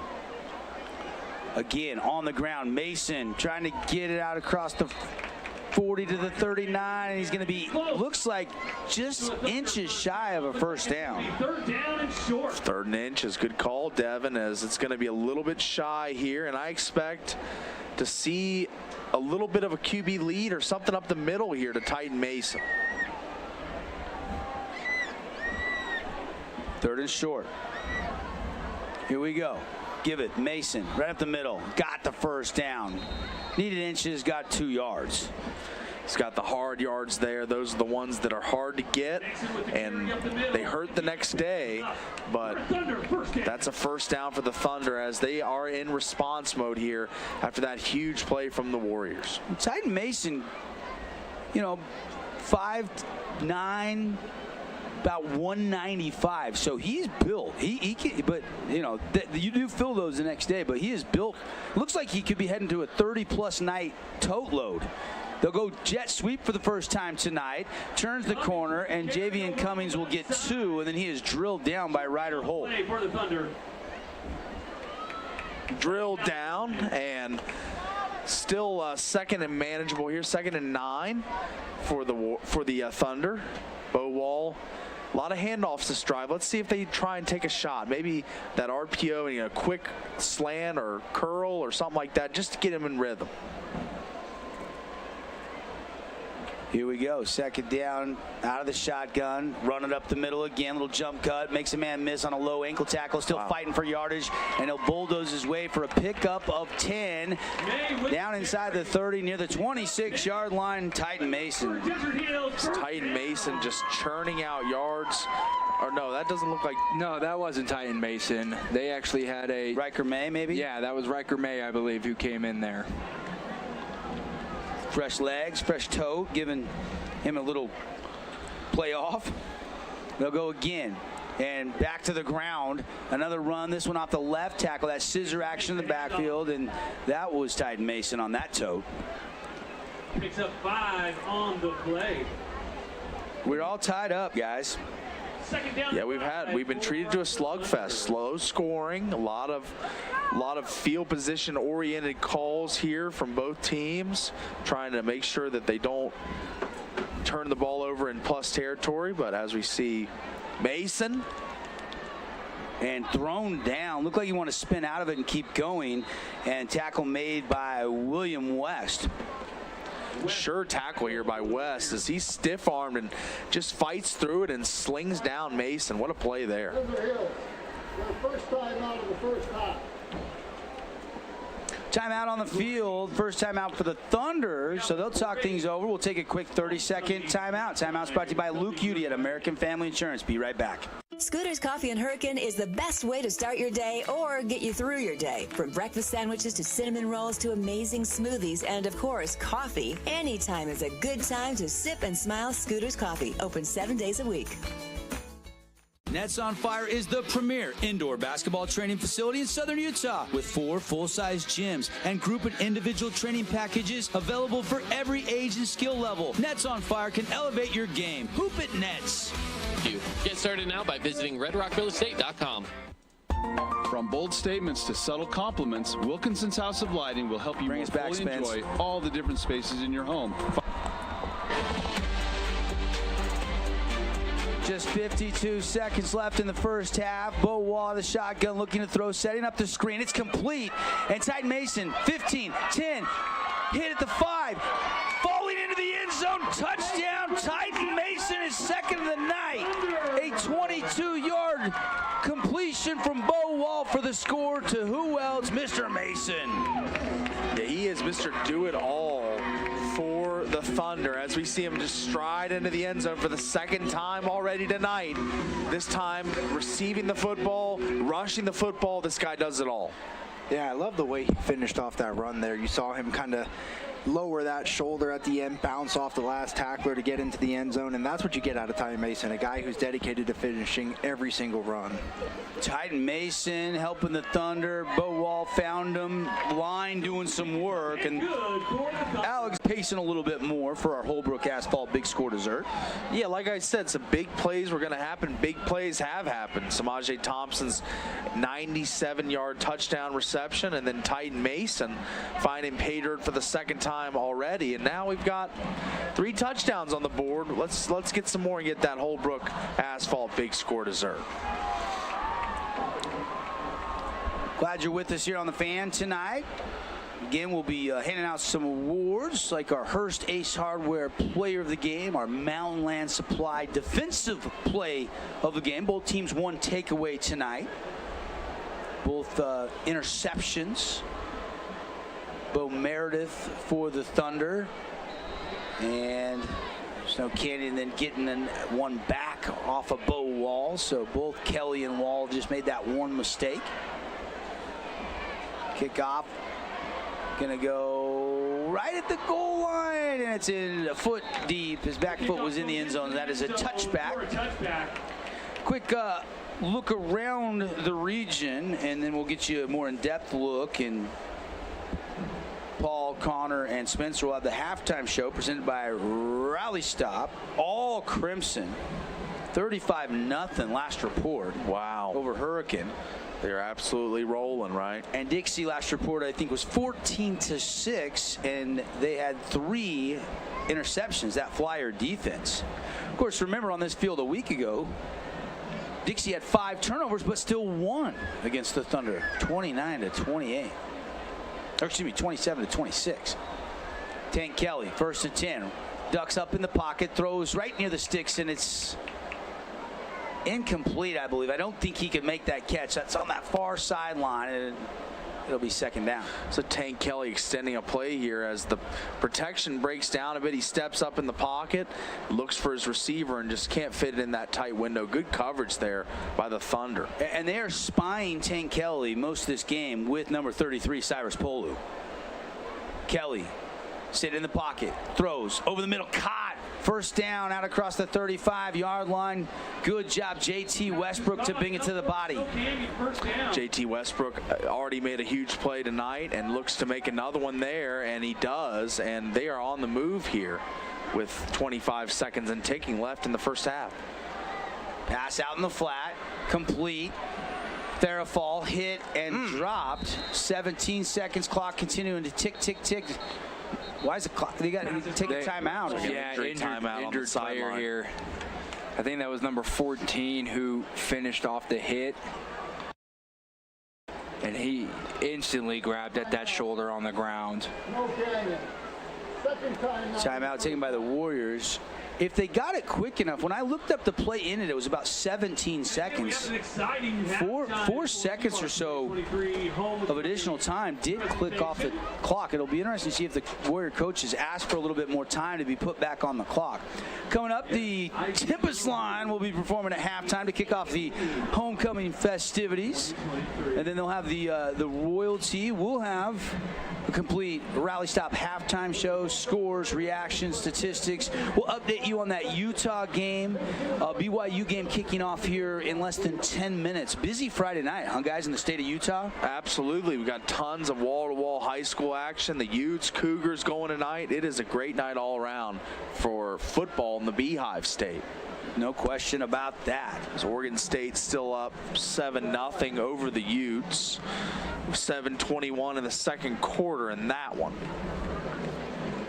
Long way to go, but Utah's offense without Cam Rising not doing much up there in Corvallis yet. Absolutely. Looks anemic so far, but we'll see if they can get it going. That U defense, you always got a chance, though, right? Absolutely. They can score a touchdown for you. Most points they've given up was, what, 13 points to Baylor? Nobody scored more than 13 points against you. UCLA right. scored 7. Florida scored 11. Weber scored 7. So, yeah, you're right. Stingy defense. Here it's 14-7. Seconds added to the clock. About 2.2 seconds were added to the clock. So they have added some time to 15.5. Might have been a little more than that when they got the timeout, but at least they added a little bit of precious time for Snow Canyon. You know, they got time to take a shot and then maybe race out the field goal unit, or you got time to run a couple plays and try to break one to the house. You've got a lot of guys who can get yards after the catch, too. You run a crosser that breaks. A lot of things can happen here for this dangerous Snow Canyon offense. So Desert Hill's got to be ready here. TK out of the gun. Trips to the far side, looking that way. Pump fake, double move, goes into the end zone, has a man behind the defense, and it's hanging in the air, caught by Westbrook. JT Westbrook down inside the Cache Valley Bank red zone, finally knocked out of bounds at about the 11-yard line. I think what I'm most impressed by this is look at how he steps up in the pocket. He pump fakes, evades the sack, steps up in the pocket, and with clear composure delivers a bomb down the right sideline. Jason Baum, Equity Home Loan, bomb of the game, and now the Warriors can maybe tie this up. They got 7.5 seconds, and they've taken their last time out. It's got to be a candidate for the AWP playmaker play of the game, getting in the red zone right before halftime with the clock ticking away. Didn't really think there was an opportunity to score, but never count out the Snow Canyon offense. And guys, remember our conversation with Warrior head coach Mike Esplin this morning. He was like, TK just flicks his wrist. You know, the underneath, the middle routes, it's just a flick of the wrist. That time, the way he kept his pocket presence and then put some he almost hung it too much.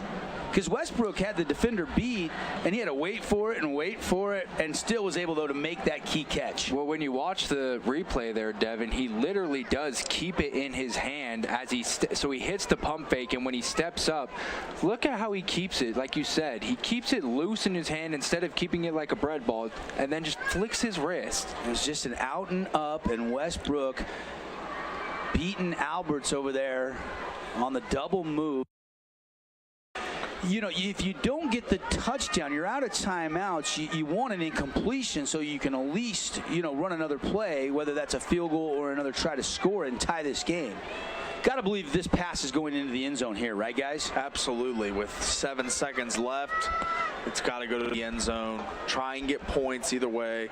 Get an extra down. Get a kickoff if you can't score on this play. Stoppage here by the officials. They are sorting something out. Holding play. I'm not sure what the holdup is. The official is talking to Talon Kelly, and nobody's really talking to, and now he's trying to get his microphone to work maybe. There's a correction. Because of the injured player during Snow Canyon's second timeout, that timeout did not count.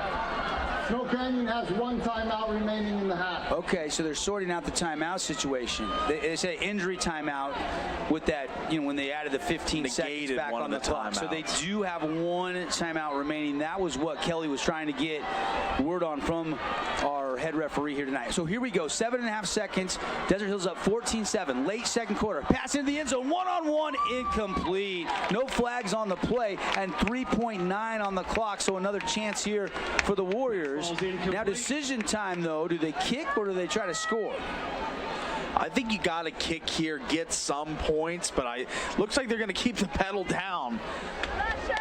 No movement to already. No kicking team entering the field here. It would only be about a 33-yard field goal attempt. Depending on how quick you can get this ball out of your hands, I mean, you have to step, drop, and throw and hope that the yard after catch is there. Now, if you're going to kick, you would kick here, though, to be safe, right? They're going for it. They're going to go into the end zone here.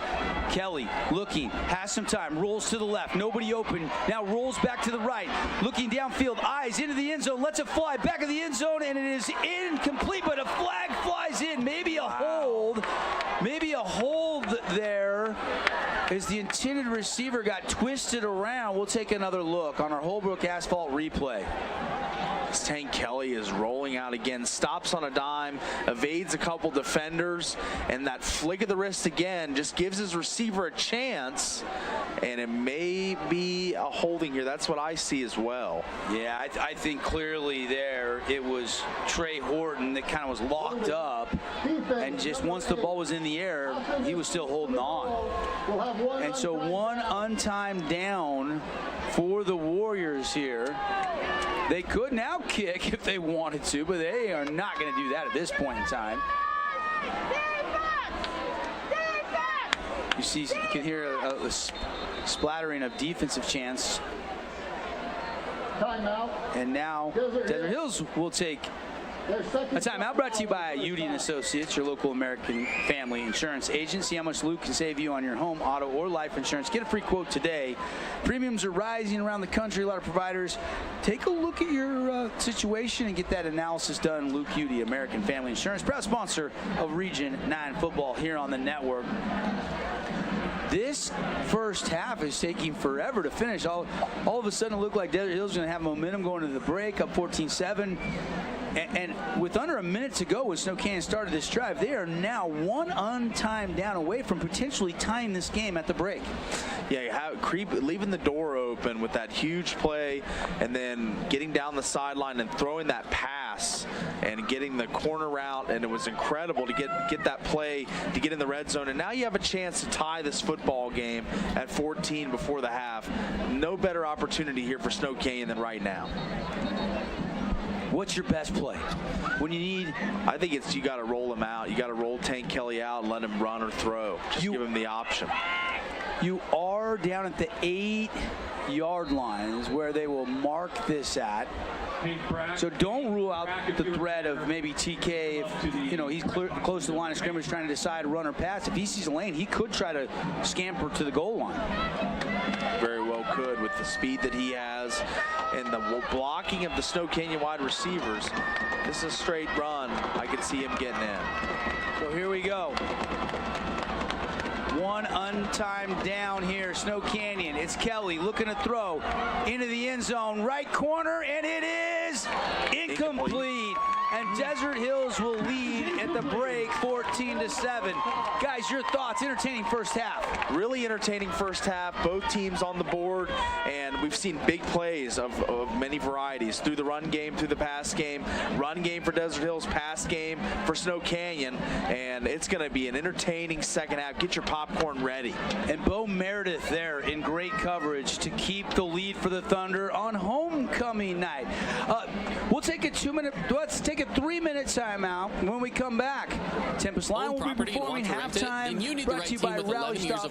Paul Connor Spencer bringing the halftime festivities. I'll be back for quarter number 3 at the half on the Wilkinson scoreboard. 14-7. Desert Hills leading over Snow Canyon on the Fan Sports Network, KSLSports.com.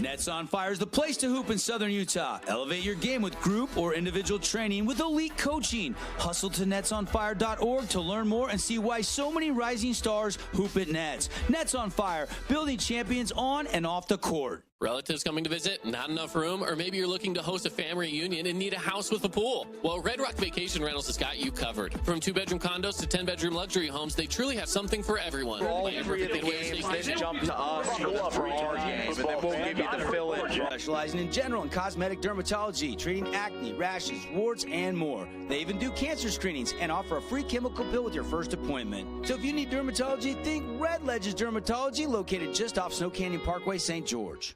Hey, it's Sheldon Demke. Check out the latest episode of What's on the Menu, a behind-the-scenes tour of local restaurants. We'll see some of their favorite dishes and get an inside look on how these dishes are prepared. Check out this week's episode at stgeorgenews.com and click the shows on the menu tab. Adams Wealth Advisory is a financial planning firm that is combined with an investment firm to provide the best possible outcomes for our clients. I always believe if you're intentional with your financial plan, things are going to work out really well for you. Visit adamswealthadvisors.com SageOrangeNews.com or call 752-1702 to schedule a time with an advisor today. Hey, Region 9 sports fans. This is Matt Hickman with Academy Mortgage, a proud sponsor of Region 9 football. I would be honored to help you with your next mortgage, whether it's purchasing a home, building, or refinancing. Hey, I'm wide open. Let's connect for a touchdown. I've got 15 seconds to list all the reasons that you should call Jason Baum at Bay Equity Home Loans. First-time home buyer specialist, down payment assistant loans, investment loans other guys haven't even heard of, reverse mortgages, and so many more to name before I run out of time.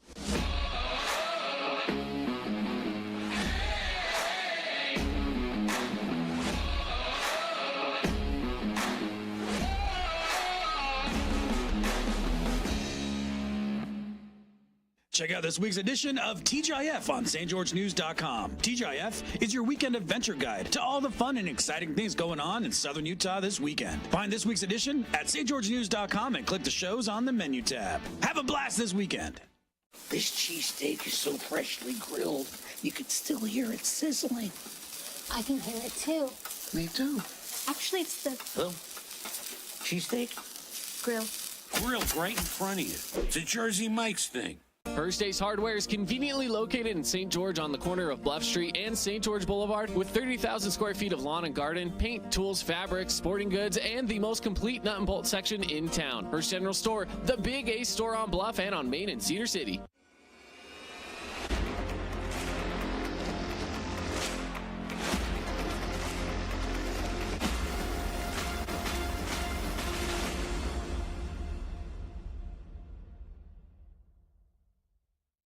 We are Utah's financial outfitter, and we're here when it's time for your business to climb higher.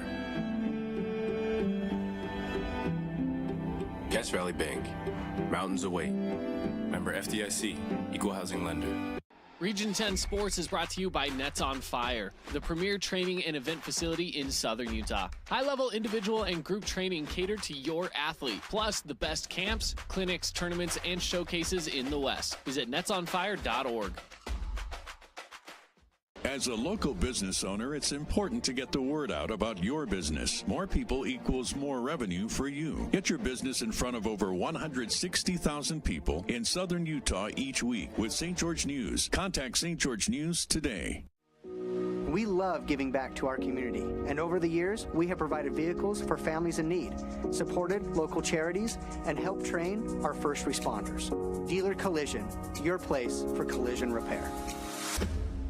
Everyone loves local sports and, of course, loves ice cream. And the best ice cream on the planet is Handel's Homemade Ice Cream. Open late every day of the week with dozens of delicious flavors. So after your favorite team wins, head over to Handel's to celebrate with locations in St. George, Layton, and Woods Cross. Red Rock Real Estate has over 200 professional realtors in the St. George area that specialize in the local market. Whether you're buying your dream home, looking for an investment property, or want to sell your home for the highest amount, the Red Rock Real Estate team is here to assist you. Get started now by visiting redrockrealestate.com.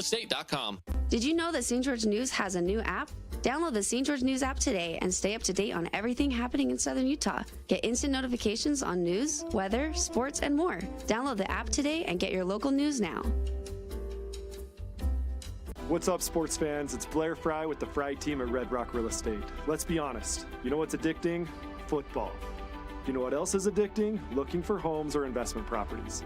Let the Fry team at Red Rock Real Estate coach you through your real estate addictions. Scooter's Coffee and Hurricane is the best way to start your day or get you through your day. From breakfast sandwiches to cinnamon rolls to amazing smoothies and, of course, coffee. Anytime is a good time to sip and smile. Scooter's Coffee, open 7 days a week. Nets on Fire is the premier indoor basketball training facility in Southern Utah with 4 full-size gyms and group and individual training packages available for every age and skill level. Nets on Fire can elevate your game. Hoop it, Nets. Own property and want to rent it? Then you need the right team with 11 years of local experience, a staff of over 25 employees, and a 4.9 Google rating. Aim to maximize your rental income and find quality tenants while keeping turnover low to increase your revenue and truly maintain your property. Learn more at redrockpropertymanagement.com.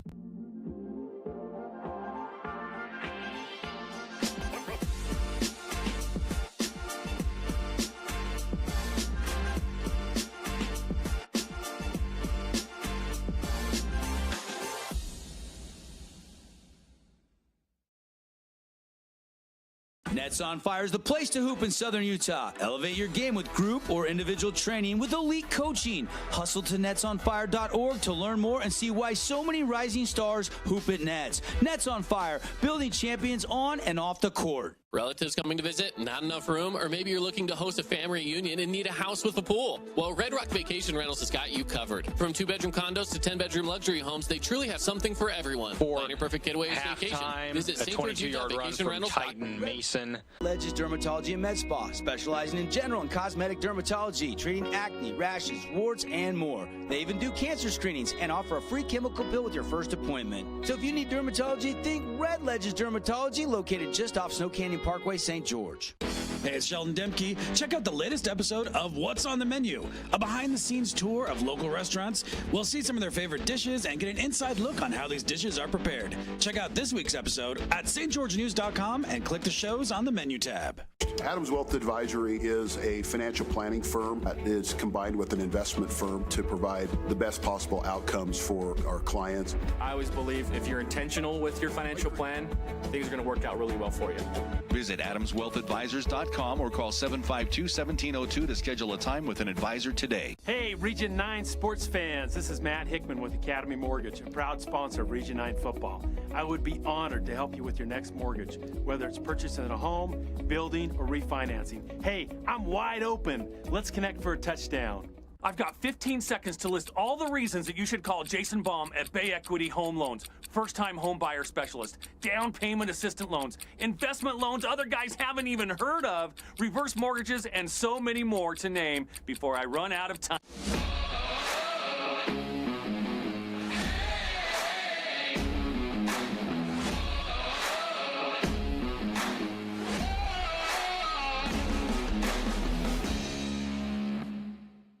Check out this week's edition of TGIF on stgeorgenews.com. TGIF is your weekend adventure guide to all the fun and exciting things going on in Southern Utah this weekend. Find this week's edition at stgeorgenews.com and click the shows on the menu tab. Have a blast this weekend. This cheesesteak is so freshly grilled, you could still hear it sizzling. I can hear it too. Me too. Actually, it's the Cheesesteak? grill. Grilled right in front of you. It's a Jersey Mike's thing. First Ace Hardware is conveniently located in St. George on the corner of Bluff Street and St. George Boulevard with 30,000 square feet of lawn and garden, paint, tools, fabrics, sporting goods, and the most complete nut and bolt section in town. First General Store, the Big Ace store on Bluff and on Main in Cedar City.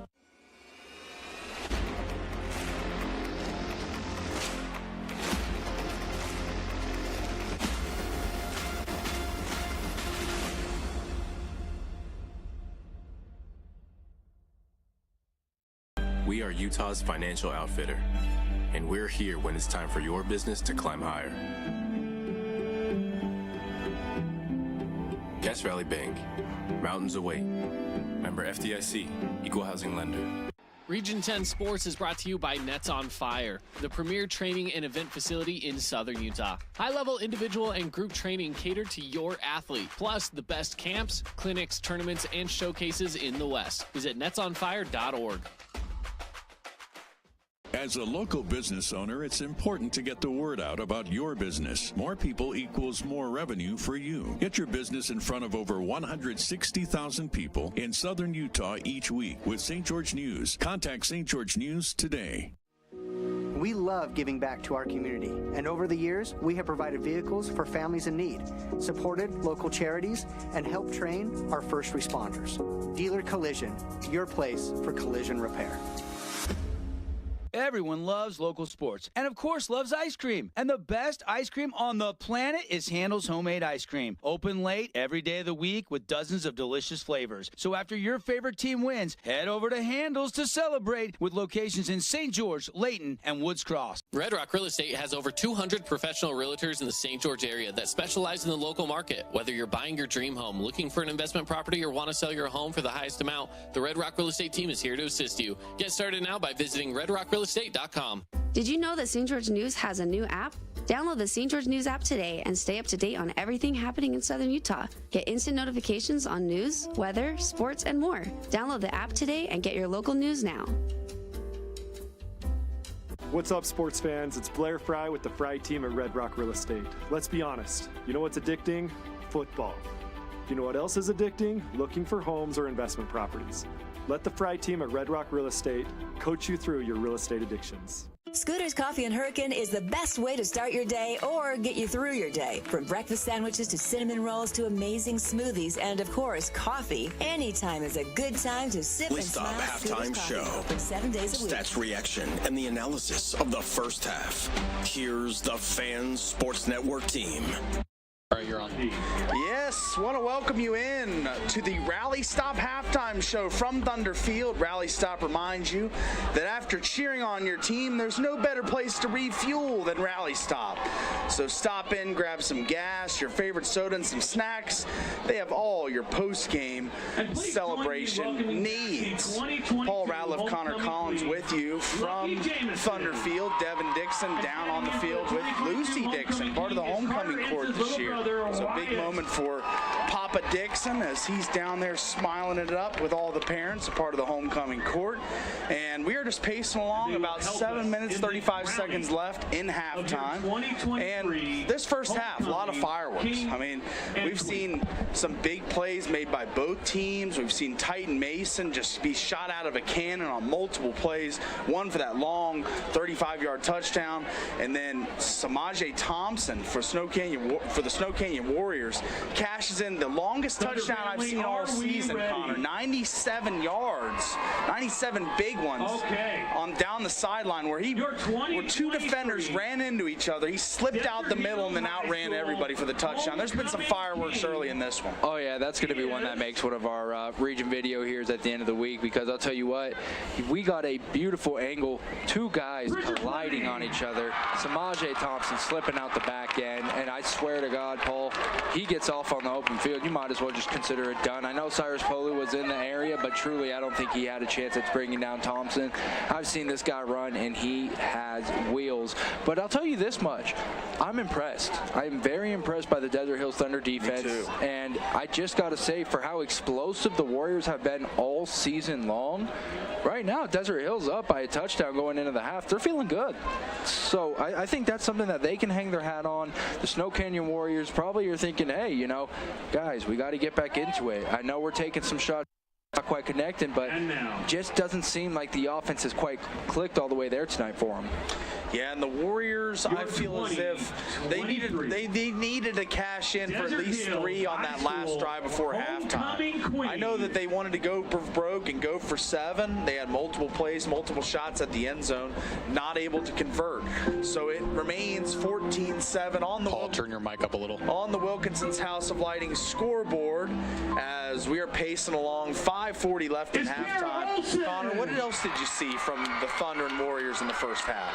Just very, very good dominant trench play by both teams. You saw Snow Canyon go after the defensive line of Desert Hills and try to attack them vertically. And I just got to say that Desert Hills offensive line has really stuck to that power scheme where they want to go right down at your throat over and over and over again. I do have some of the stats here from that first half. So just to go out there, Titan Morris has 7 carries for 57 yards and a touchdown. Bo Wall is 9 for 17, 96 yards, 1 touchdown and a touchdown rush. Javian Cummings has 6 receptions, 87 yards and a touchdown. You had Cyrus Polu with 2 tackles. Titan Kelly, he has 17 completions for 133 yards and a touchdown. And it looks like Bo Meredith with 6 tackles and an interception as well to add on. So some of the stats ran down there from some of our local friends here around, helping out with Max Preps and helping out down on the field. And so far, so good, man. It's been a good game. And about 4.5 minutes left here in the half as we're probably getting ready to toss to a break. And when we come back, Paul, real quick, just tell me what's something you want to see from each team when they get out here. Yeah, I just want to see more explosive plays. I mean, take your shots. I want to see Desert Hills throw the football a little bit. They're running so much that Snow Canyon's stacking the box just about every play. And then for the Snow Canyon Warriors, get your triplets involved. Green, Westbrook, those guys. Just get them involved in the passing game, and I really think good things will happen. So we're at the half, 14-7. Desert Hills on the Wilkinson's House of Lighting scoreboard. We're going to take a 2-minute timeout, and we'll be back from Thunder Field. Nets on Fire is the premier indoor basketball training facility in Southern Utah with 4 full-size gyms and group and individual training packages available for every age and skill level. Nets on Fire can elevate your game. Hoop it, Nets. FinleySubaru.com, where you can buy a car right from your home. From bold statements to subtle compliments, Wilkinson's House of Lighting will help you more fully enjoy all the different spaces in your home. Find us online at shopwilkinsons.com or come in and Own property and want to rent it? Then you need the right team with 11 years of local experience, a staff of over 25 employees, and a 4.9 Google rating. Aim to maximize your rental income and find quality tenants while keeping turnover low to increase your revenue and truly maintain your property. Learn more at redrockpropertymanagement.com.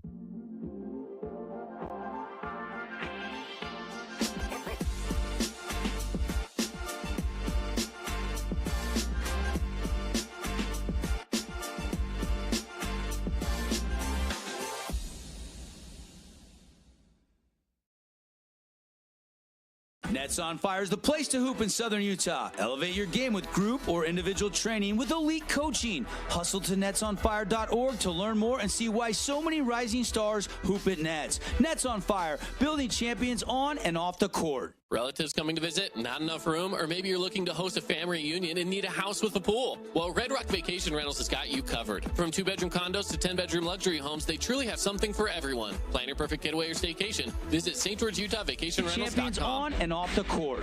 Red Ledges Dermatology and Med Spa, specializing in general and cosmetic dermatology, treating acne, rashes, warts, and more. They even do cancer screenings and offer a free chemical pill with your first appointment. So if you need dermatology, think Red Ledges Dermatology, located just off Snow Canyon Parkway, St. George. Hey, it's Sheldon Demke. Check out the latest episode of What's on the Menu, a behind-the-scenes tour of local restaurants. We'll see some of their favorite dishes and get an inside look on how these dishes are prepared. Check out this week's episode at stgeorgenews.com and click the shows on the menu tab. Okay, you guys are good. Back live from Thunder Field, Paul Ratliff, Connor Collins with you as the players starting to file out on the field for the second half.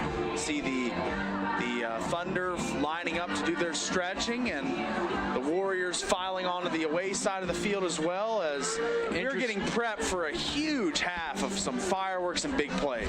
Interesting to watch here. Number 1, Hunter Clark, still not out on the field stretching out. It looks like he's still dealing with an injury to that lower body that's been holding him out. We heard last week that he might be close enough to going. He took a couple plays, not quite there. So we'll see if in the second half Hunter Clark gets out there and makes some plays there for the Thunder defense. I think I did see him, guys, as I'm back in the booth. I saw him on a couple plays, but I don't think he's back to 100%, a full go, a little bit limited. But I did see him out there a couple times. How's the Rally Stop halftime show going, boys? Going great. Got a score update around the region. Nets on Fire around the region update from Spencer. We got a little Wilkinson's House of Lighting scoreboard update in this game, of course, 14-7. We're looking for a big half coming up here. I got a high five the homecoming king at Desert Hills. Nice. Richard Fleming, huh? Yeah. Look at that. He's big red. You know, he probably needed to be getting treatment because he left that game with the ankle injury. You could kind of see he was limited a little bit. I walked back and I'm like, hey, congrats. Now can we get some ice on that and get back in the game? And he said, yes, sir. So we'll see if he can return, because he didn't. I think once he got hurt, I don't think he re-entered that game. Did he, CC? I haven't seen number 75 back out there. I think he's still feeling a little ginger. Trying to watch on the warm-up line, see as he's out there trying to get loose. And maybe with that tape job on the lower body, you gave him a half, you might have enough to get Big Red back out there. Oh, boy. A lot of fun. Nothing like a Friday night high school football under the lights as we get close to the second half. Any surprise scores? Utah halftime yet? Yes. Utah and Oregon State at half. The Beavers up 7-0. Nate Johnson not playing well, but his receivers really aren't helping him for the Utes. BYU's kicked off as well. They just got a pick 6. BYU had a pick 6 to take a 7-0 lead. Emory Jones, told you all week, the Cincy gunslinger quarterback. A little bit dicey. Cougar tails today, a little bit dicey. Yeah. Here, 14-7, we settle in for half number 2. Did you guys already go over second half adjustments? We haven't done keys to the second half. We should probably get into that right now. All right, you're a fly on the wall, as I like to say, and you're in Coach Tapp's locker room. Probably some adjustments, but overall, a really pretty solid first half of football. The one mistake by Bo Wall, obviously the interception in the red zone. Other than that, I think the script was come out and pound the football, and they've done a good job of doing that. Yeah, I would say that's true, Devin. They stuck exactly what they wanted to do. Their 2 biggest plays have come from their main guy, Ty Morris, out of the backfield. And just keep on feeding Ty Mason. Keep on feeding number 2. And just let this offense kind of go through him. I think it helps Bo Wall, too, because Bo Wall clearly has had some issues making some of the tougher throws here tonight. And that's not against him. It's just it's going against a good Snow Canyon defense here. So take what they're giving you and find number 2 for the Thunder. Keep that plan. I think that works. Now, on the other end for Snow Canyon, I got to start attacking. Paul mentioned it earlier in the halftime show. You got this triplets of JT Westbrook, Kel Johnson, and, Comrade Green. You got to use these guys. Samaje Thompson, use these guys. Go out there, get your wide receivers involved, and try to get some big explosive plays down the field. I agree, 100%. We'll see how it plays out. The big statistical category in that first half, and I know you guys ran down some of our Adams Wealth Advising statistics, but it was Titan Mason, the junior running back. Both touchdowns, one through the air, 22-yard reception, the other one a 35-yard touchdown run. Glad you're with us here on the Fan Sports Network. Second half brought to you by our friends at Scooter's Coffee in Hurricane. We'll see if we get some more sacks in the second half. As Snow Canyon will deliver a foot into it, and this will sail into the end zone for the touchback, and we'll see the Thunder offense set up shop at the 20-yard line, 1st and 10, with a 7-point advantage here to start the third. And I think balance is key in this half for the Thunder. I think they need to incorporate a little more of the passing game into the offense. Titan Mason, he's been great, but I think that the box is going to start getting a little heavy. So I think they need to start throwing the ball to keep the Warriors honest. Quick little update here from Dixie. Just a big strike right now. Rand Sawyer with a 66-yard touchdown catch. That kid is electric, isn't he? We have seen a 97-yarder, the touchdown on the board. That was a short pass, but Samaje took it 97 after a couple defenders trying to tackle him collided, and he burst free. Quick run on first down, and about a 4-yard, almost 5, getting 5 out to the 25-yard line. And that's been about what they've been averaging per play on the ground, is about 5 yards a pop, maybe even 6, which Coach Taps and offensive coordinator Sam Stevens have to love. Great pursuit from the backside from Tag Goobler there, making that cleanup tackle. Fake the pass, they'll run it. Titan Mason bouncing outside, and he is bottled up. Good job getting outside. Ryder Holt and company over there to make that stop. And now 3rd down. And this is the down where you wonder, can they continue to move the sticks if they have to go to the passing game? See what they draw up here for quarterback Bo Wall. Yeah. It's still a pretty desirable distance to gain here for the Thunder. I think most of the playbook's open here, so I think that you can sprinkle a run or a pass. You could certainly run it, no question. You got 8 in the box. They'll go fly sweep. It's bottled up, makes a man miss, and then taken down. That play did not work because they were getting the ball to number 6, William Pattison, trying a little misdirection out wide. And how about Makayo Swenson? Yep. Out on the play. Number 3 in on the tackle. Number 4, I think, made the tackle. That's Ryder Holt. I was going to point out, though, William West, 14, he set the edge. He turned that jet sweep back up inside where they could make the play. Good job not giving up that edge. There was a flag down. Are they going to wave this off? Yeah, they're waving it off. That's going to go ahead and bring out good old Cyrus Polu for another punt. Yeah, and not the way you wanted to start with the 7-point lead and the possession for Desert Hills here. But with Polu, maybe you can flip the field here. We saw about a 60-plus yarder already in this game that kind of helped them flip that script and win the field position battle. Yeah, he had another 40-yard one that went about 60 yards up in the air. This one low, going to land at the 40, going to take a Thunder bounce down to the 30. And it's going to be down at about the 27-yard line. Hey, that kid's got something when he punts the ball. I don't know if it's how he's dropping it, but every single time he has gotten a Desert Hills bounce on his punt or his kicks. I mean, every time he's gotten a lucky bounce where they add another 10, 15 yards. That one a 43-yard punt by Polu. And Snow Canyon gets their first possession of the second half, trailing by 7. 10:24 to go here in quarter number 3 in our Boulevard home game of the week. Devin Dixon, Paul Ratliff, Connor Collins, Cannon Sechrist. Spencer's back in the studio. We've got the whole crew here in what has been the closest game of the night so far. Still Crimson up big out there in Hurricane and Dixie leading Cedar right now. Here is Tank Kelly, going to fake the throw, going to quarterback draw it, and they've tried that play 6-8 times tonight. They popped a couple, but overall, Desert Hills has been ready for it. Yeah, they bottled that up again, and that quarterback lead, quarterback draw, whatever you want to call it, up the middle, there's not a lot of room there along the defensive line as number 75. Yep. Big Red, Bridger Fleming back in the mix. Making another play, the homecoming king. Yeah. Good to see that. That gives me love, man. I'm not used to seeing the big fellas go out there and get homecoming king. It's always quarterback or receiver. Look at that, Bridger Fleming putting it on. Isn't that right? Quick pass outside. Westbrook brought it in, and it'll be a pickup of 5 or 6, and third down coming up for the Warriors.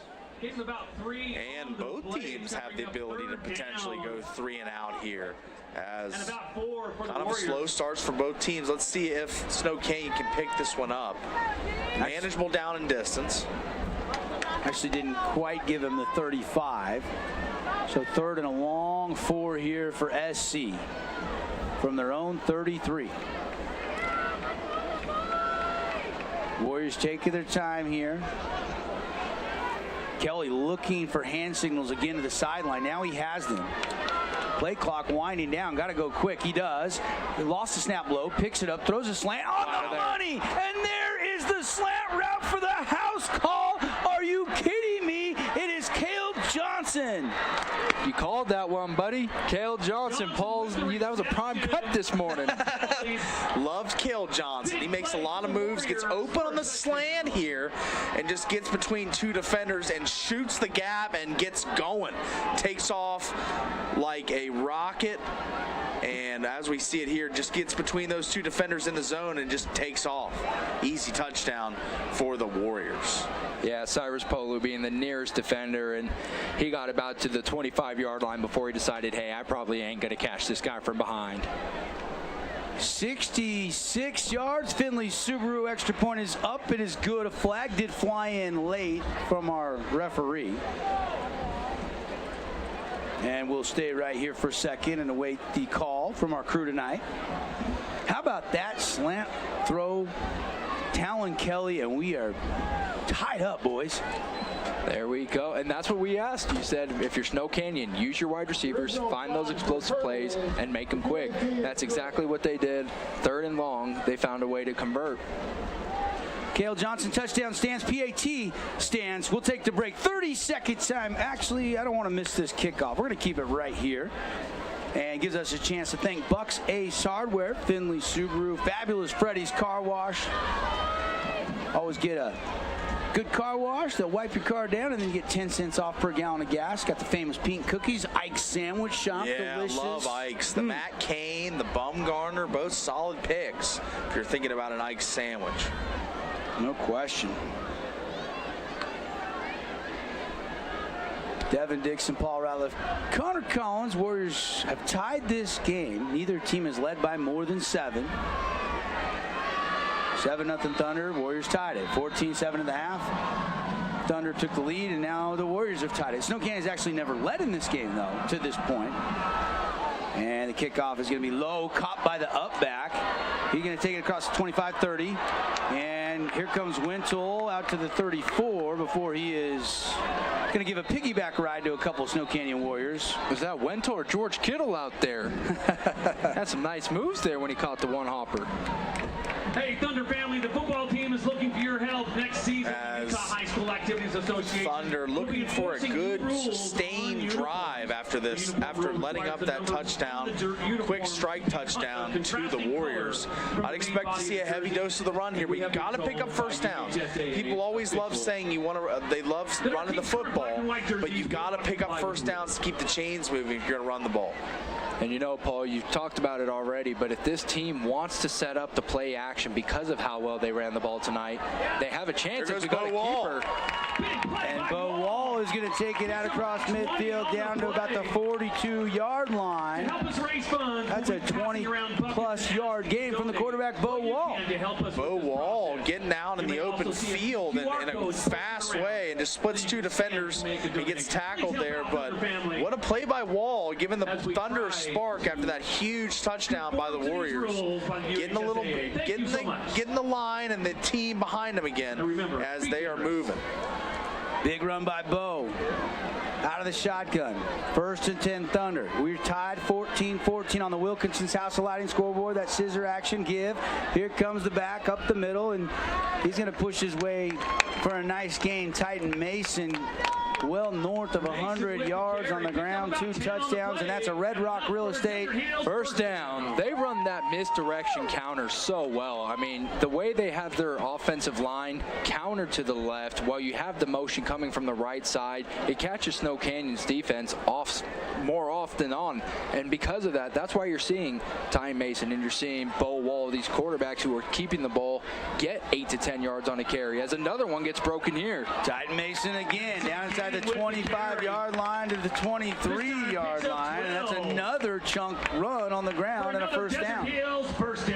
As Titan Mason really starting to have his way as he is picking his way through this Snow Canyon defensive line that I would feel like shouldn't be tired right now, but they're showing signs of fatigue as this running game is just pounding them.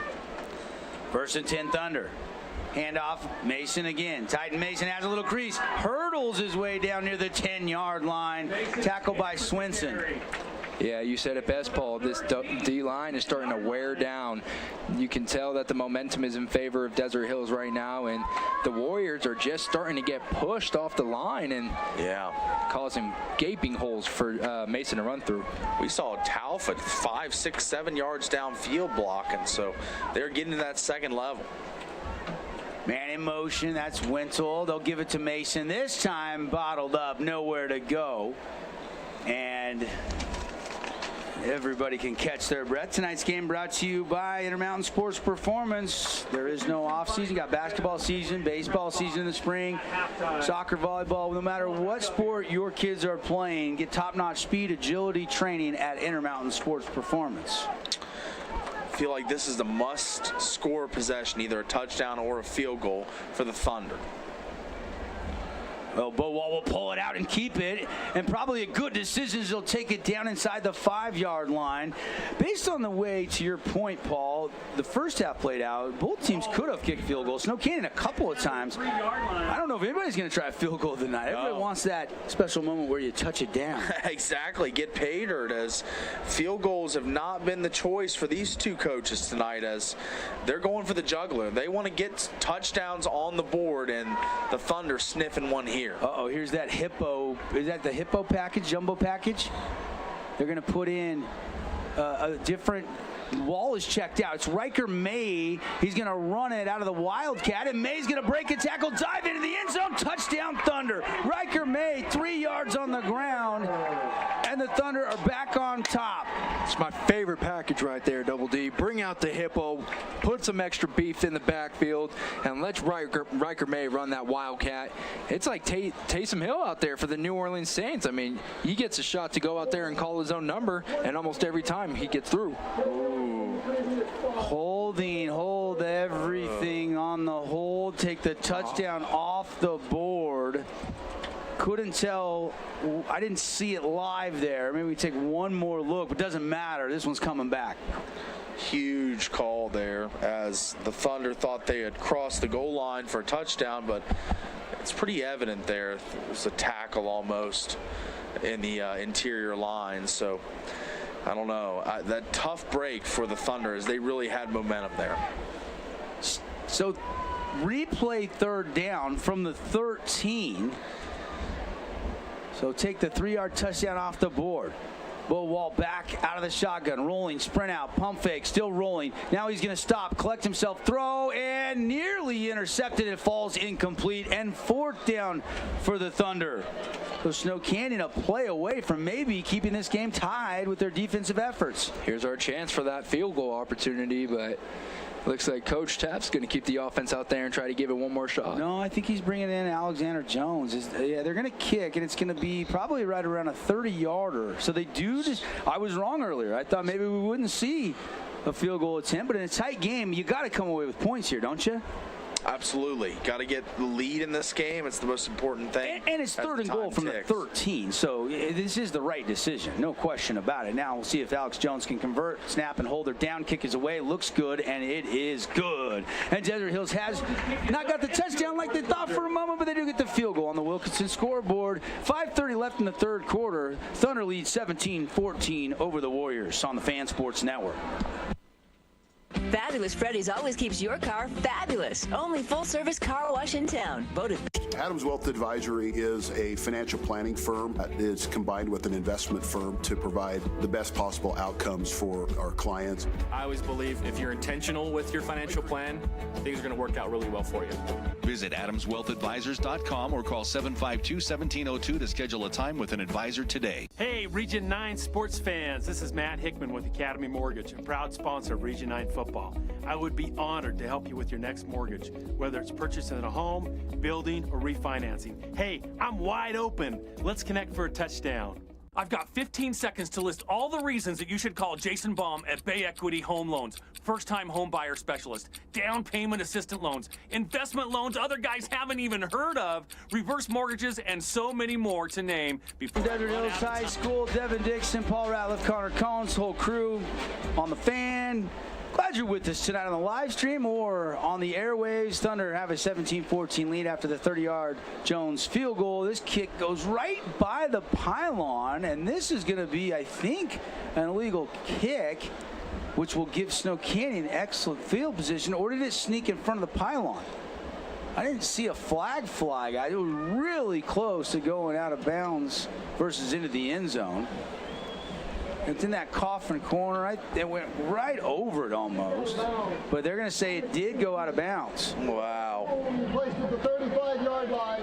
First down. Referee giving us the indication it did go out of bounds. And 65 yards away from another Talon Kelly-led scoring drive is what the Warriors face here midway through the 3rd. And Tank Kelly really in a groove now. He's hit a couple of those quick slants, hit a long ball down the sideline right before halftime. He is starting to get in the groove with his receivers, and they're getting open, quite frankly. So Desert Hills needs to tighten up in the defensive backfield, and that threat of the run really does soften up the coverage a lot, as he's been brilliant at that tonight. Kelly, twins to either side. Swing pass, caught. Here comes Barnes. Barnes is going to push his way for a pickup of 8.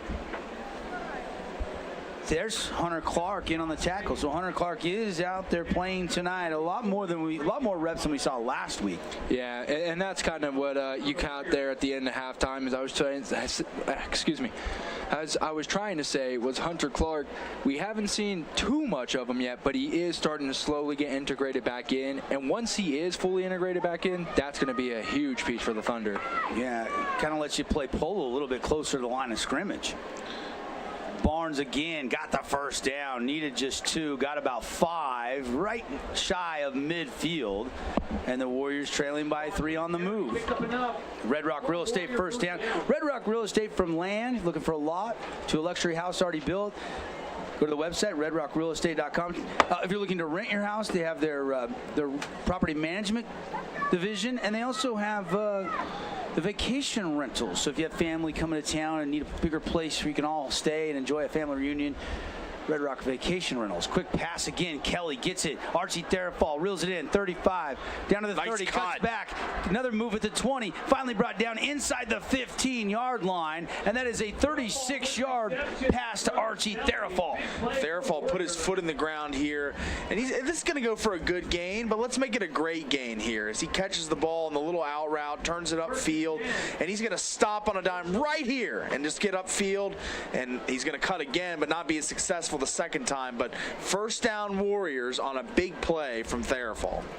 4-12 and ticking into the Cache Valley Bank red zone again. We've seen both teams really moving up and down the field. We've seen at times great defense, at times explosive offense, and we haven't settled anything.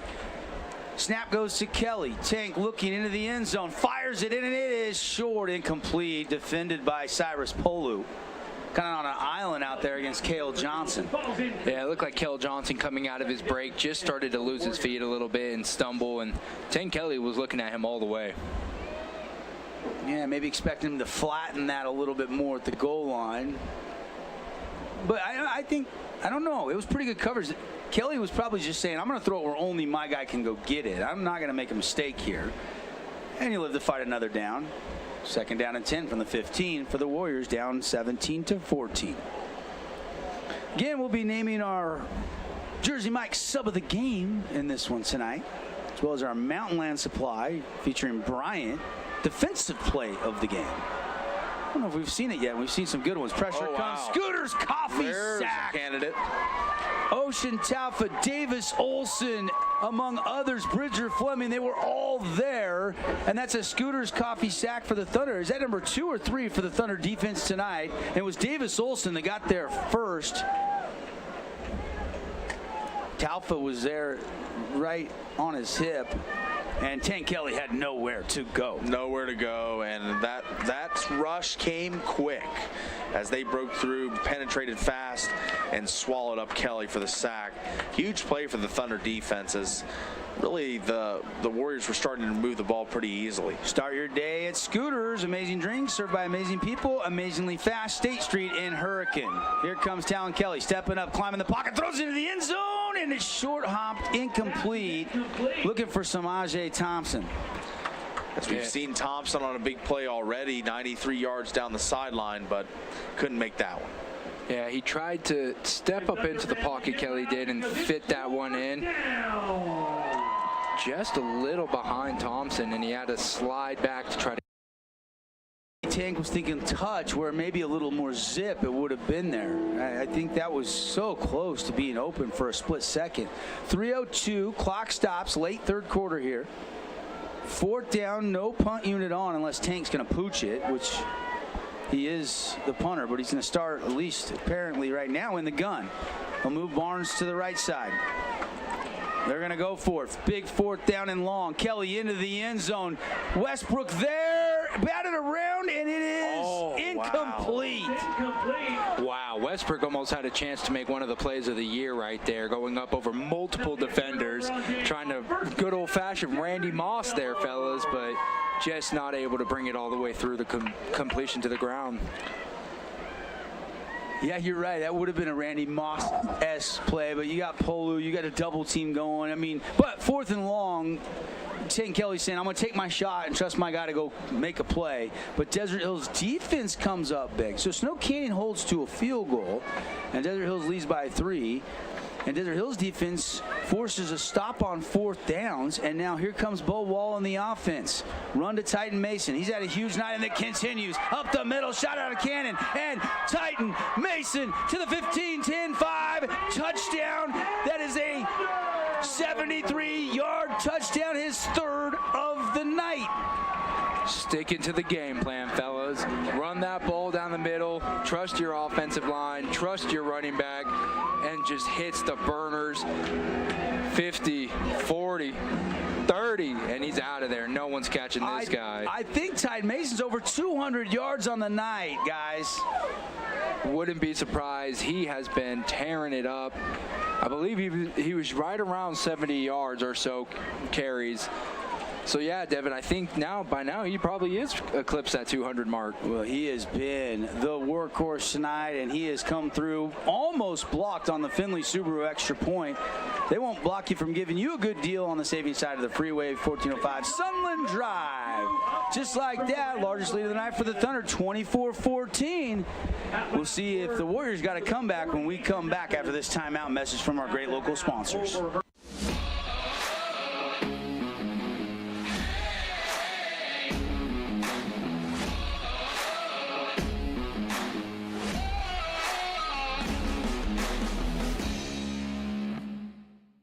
Check out this week's edition of TGIF on stgeorgenews.com. TGIF is your weekend adventure guide to all the fun and exciting things going on in Southern Utah this weekend. Find this week's edition at stgeorgenews.com and click the shows on the menu tab. Have a blast this weekend. So bring it back now. Properly protected. Call Udine Associates. Yeah, come back now. Okay. You guys are good whenever. Hey, we're back, everybody, here on a Friday night. Desert Hills High School homecoming. Got Utes, Cougars going on tonight. College football. Got Dixie Cedar locked up in a good one. I think it's a 7-point game over there at Dixie, 28-21. Crimson taking care of business tonight against Hurricane out in the Tigers' den. And that ball muffed, but it goes into the end zone, which in high school is a touchback. Lucky break there, as I didn't know that was the rule in high school, to be honest with you, as that ball is a fumble in every other league, but high school, Utah, that's a touchback. So how about Titan Mason tonight? Just going off after a 73-yarder. Did he get touched at the line of scrimmage? So. I think it was untouched. Untouched, 73 yards. Incredible run. He just busted that one off. He's got a special booth there. Yeah, baby. Carl Frankie making his way to the booth. The 10th anniversary of the 2013 state championship team was honored at halftime, the homecoming game, and now a double pass. If they hand it off to Therafal, he'll hit a streaking Samaje, and he missed him. I thought he had him. He overthrew him by a yard, incomplete. We've seen Thompson's speed all night tonight showcased as they go for another shot here, and I like this. Keep the defense honest. Don't let the box get stacked up, as that was a beautiful throw, but just a little too long for Thompson as he was streaking open. There was a flag. They will decline it, take the incompletion.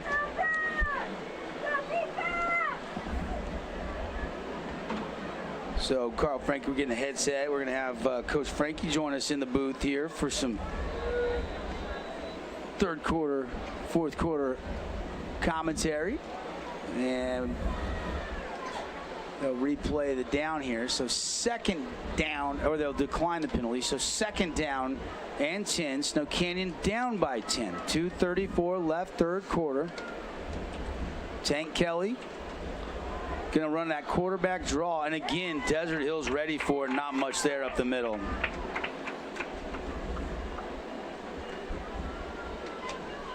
So, third and long here. 3rd and 7. And Thunder family, get loud because it's third. Mark Musgrave, PA announcer, trying to get the crowd loud on 3rd down. Good work, CC. CC miking up Coach Frankie. 2 minutes exactly to go in the 3rd. Thunder showing blitz. And they do bring one, and then a late second, and Kelly's in trouble, and he is going to be sacked. Another Scooters Coffee sack. That is number 4 of the night by the Thunder defense, if I'm not mistaken, by my count. Coach Frankie, how are you, my friend? How are you guys doing? I got down on the field just in time to get a picture of you. You had about to look like a dozen plus of the 2013 team that made it back for the homecoming game tonight. Kind of fun to be honored as the 10-year anniversary. 10 years ago, man, your first state championship. I know. It's it gone by fast, though. And, yeah, it was great to see the boys, man. About 15, 16 guys be able to make it, and some coaches, and, you know, just down there talking about the golden years, you know. Yep. If I'm not mistaken, before you came over to Desert Hills, you did have a stint at Snow Canyon as an assistant coach back in the early days. I was there for a year, and then, yeah, I was Dixie. I started my career at Dixie, and then ended up going over to Snow Canyon for a year, and then back when Monkers was in his first year, helped out there, and then came to D Hills. So was here in 2009, and then here was an OC for 3 years, and then the head coach for 6.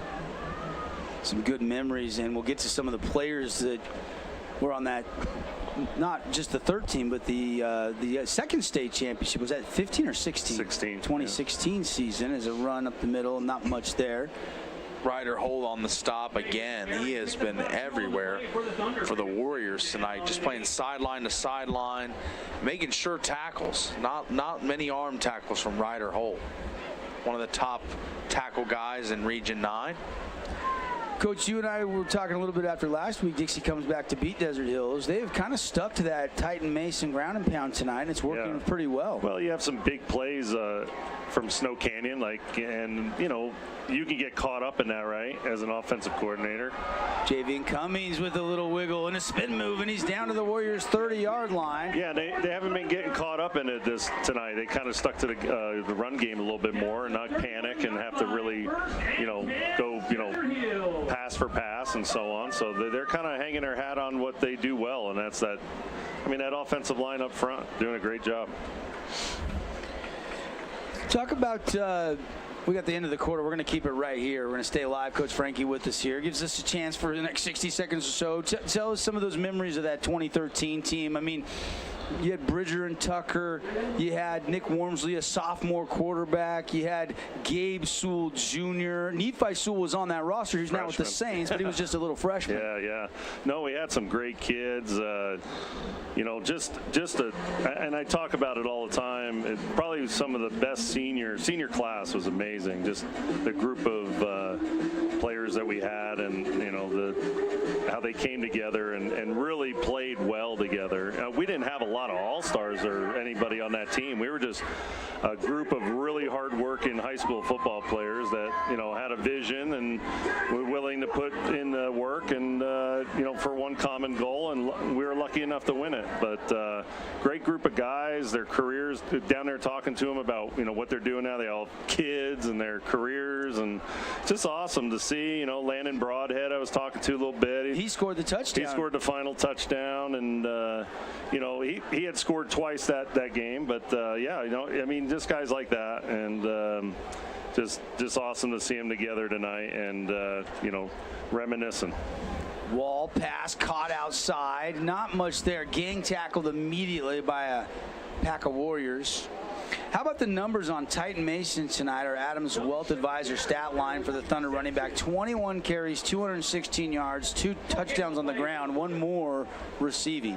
Yeah, no, like I said, that's the guy you get to get the ball to, and they've done a good job with that. They've been patient with it, right? It doesn't feel like they're pushing the envelope too much to have to overplay things, but it's been within the system tonight. I didn't think they're trying to force it. It's been a really good night of play calling by Sam Stevens tonight. Coach, you and I were talking with Paul and Connor this morning, and we asked you a little bit about what change have you seen in the last 10 years in high school football, and you said, bigger, faster, stronger. Yeah. We're putting a good brand on the high school fields in Utah, across the state. Yeah, no, the kids are just they're just getting more athletic, and you see it on the field every year. It's just the amount of athleticism on the field. The football, the only thing I think that's kind of gone away a little bit is just the football sense of things. Like, these kids have to get taught some of the things over and over and over again. Like, I think it's because they have their cell phone in their hands a lot. Like, I used to watch football constantly. I don't know how much football these kids watch, but you learn a lot watching a lot of college football and pro football. So, but no, I mean, this region is, as good as it gets. I've always liked how hard all the kids down here competed against each other. It's always been fun to be a part of that. The region is in good hands, and it's grown, and it's fun to watch. 3rd down now for the Thunder. Another run just shy of the chains. Wall's going to come up. Call out the cadence to Stu Tauffa, his center. Wall going to throw 3rd and short, looking over the middle, and it popped up in the air, and it's incomplete. Almost caught, then almost intercepted. I was going to go ahead. As Wall, that was a very confident screen pass, I thought. The first one he kind of airmailed a little bit. That one he put right on the numbers. Just the Warriors' defense was right there. Number 8, Carson Stewart, made that hit almost as the ball was arriving. That's a good pop right there. Dealer collision, big hit from Stewart.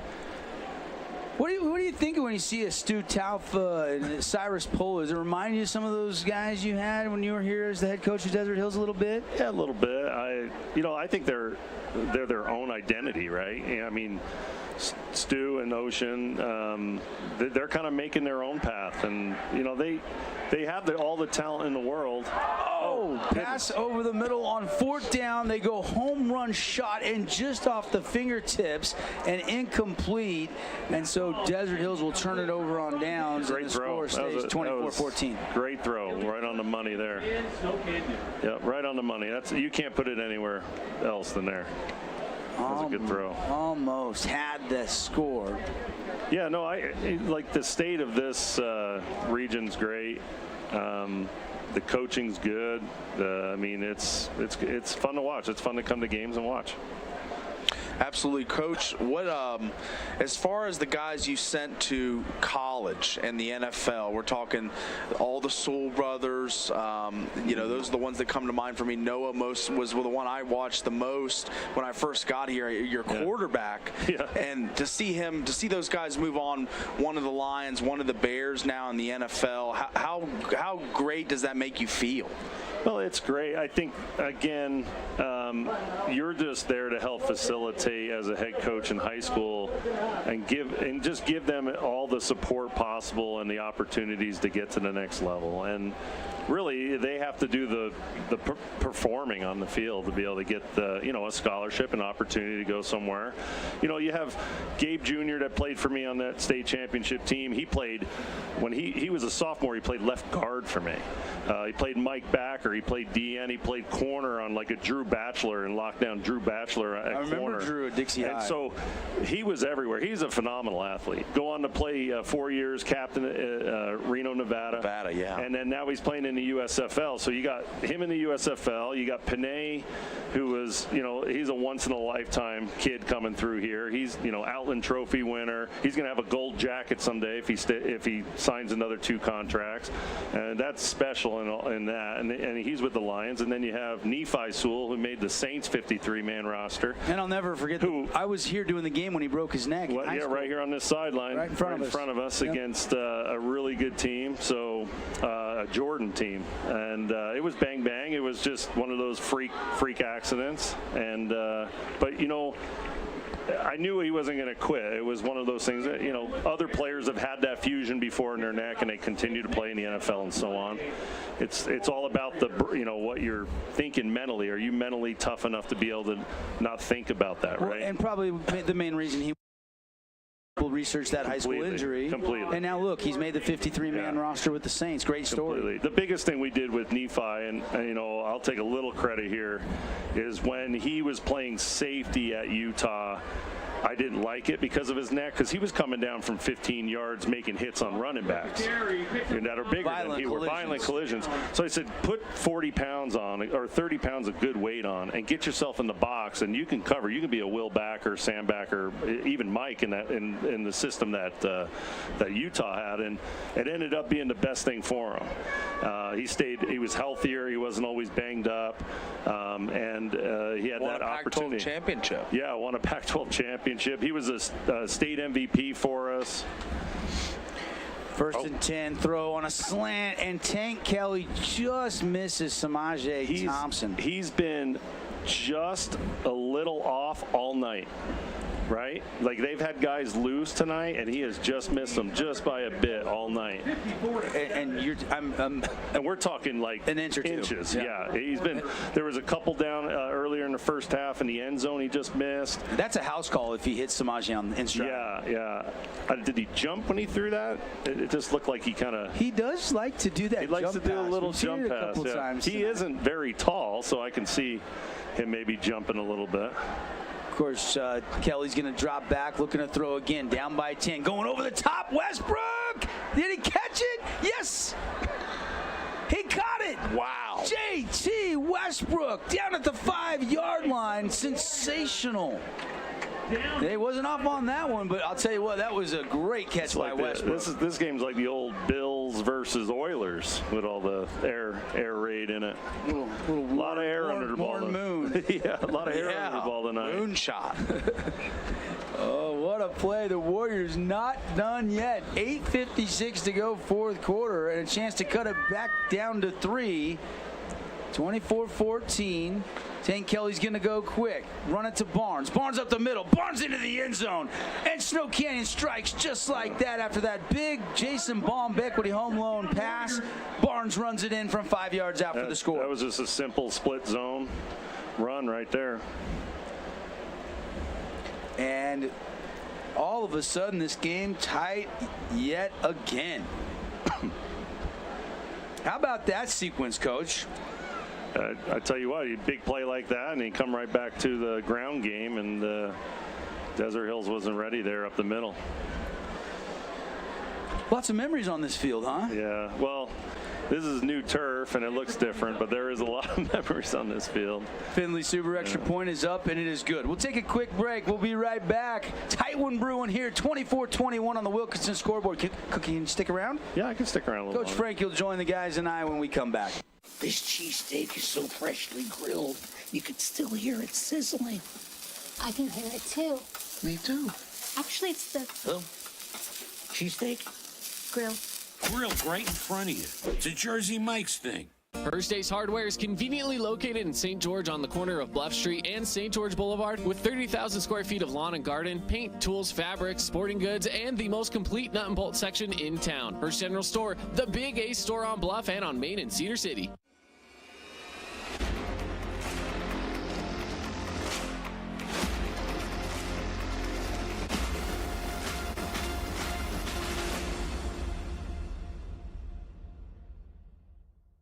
Dino Crossing, Santa Clara, and in Hurricane.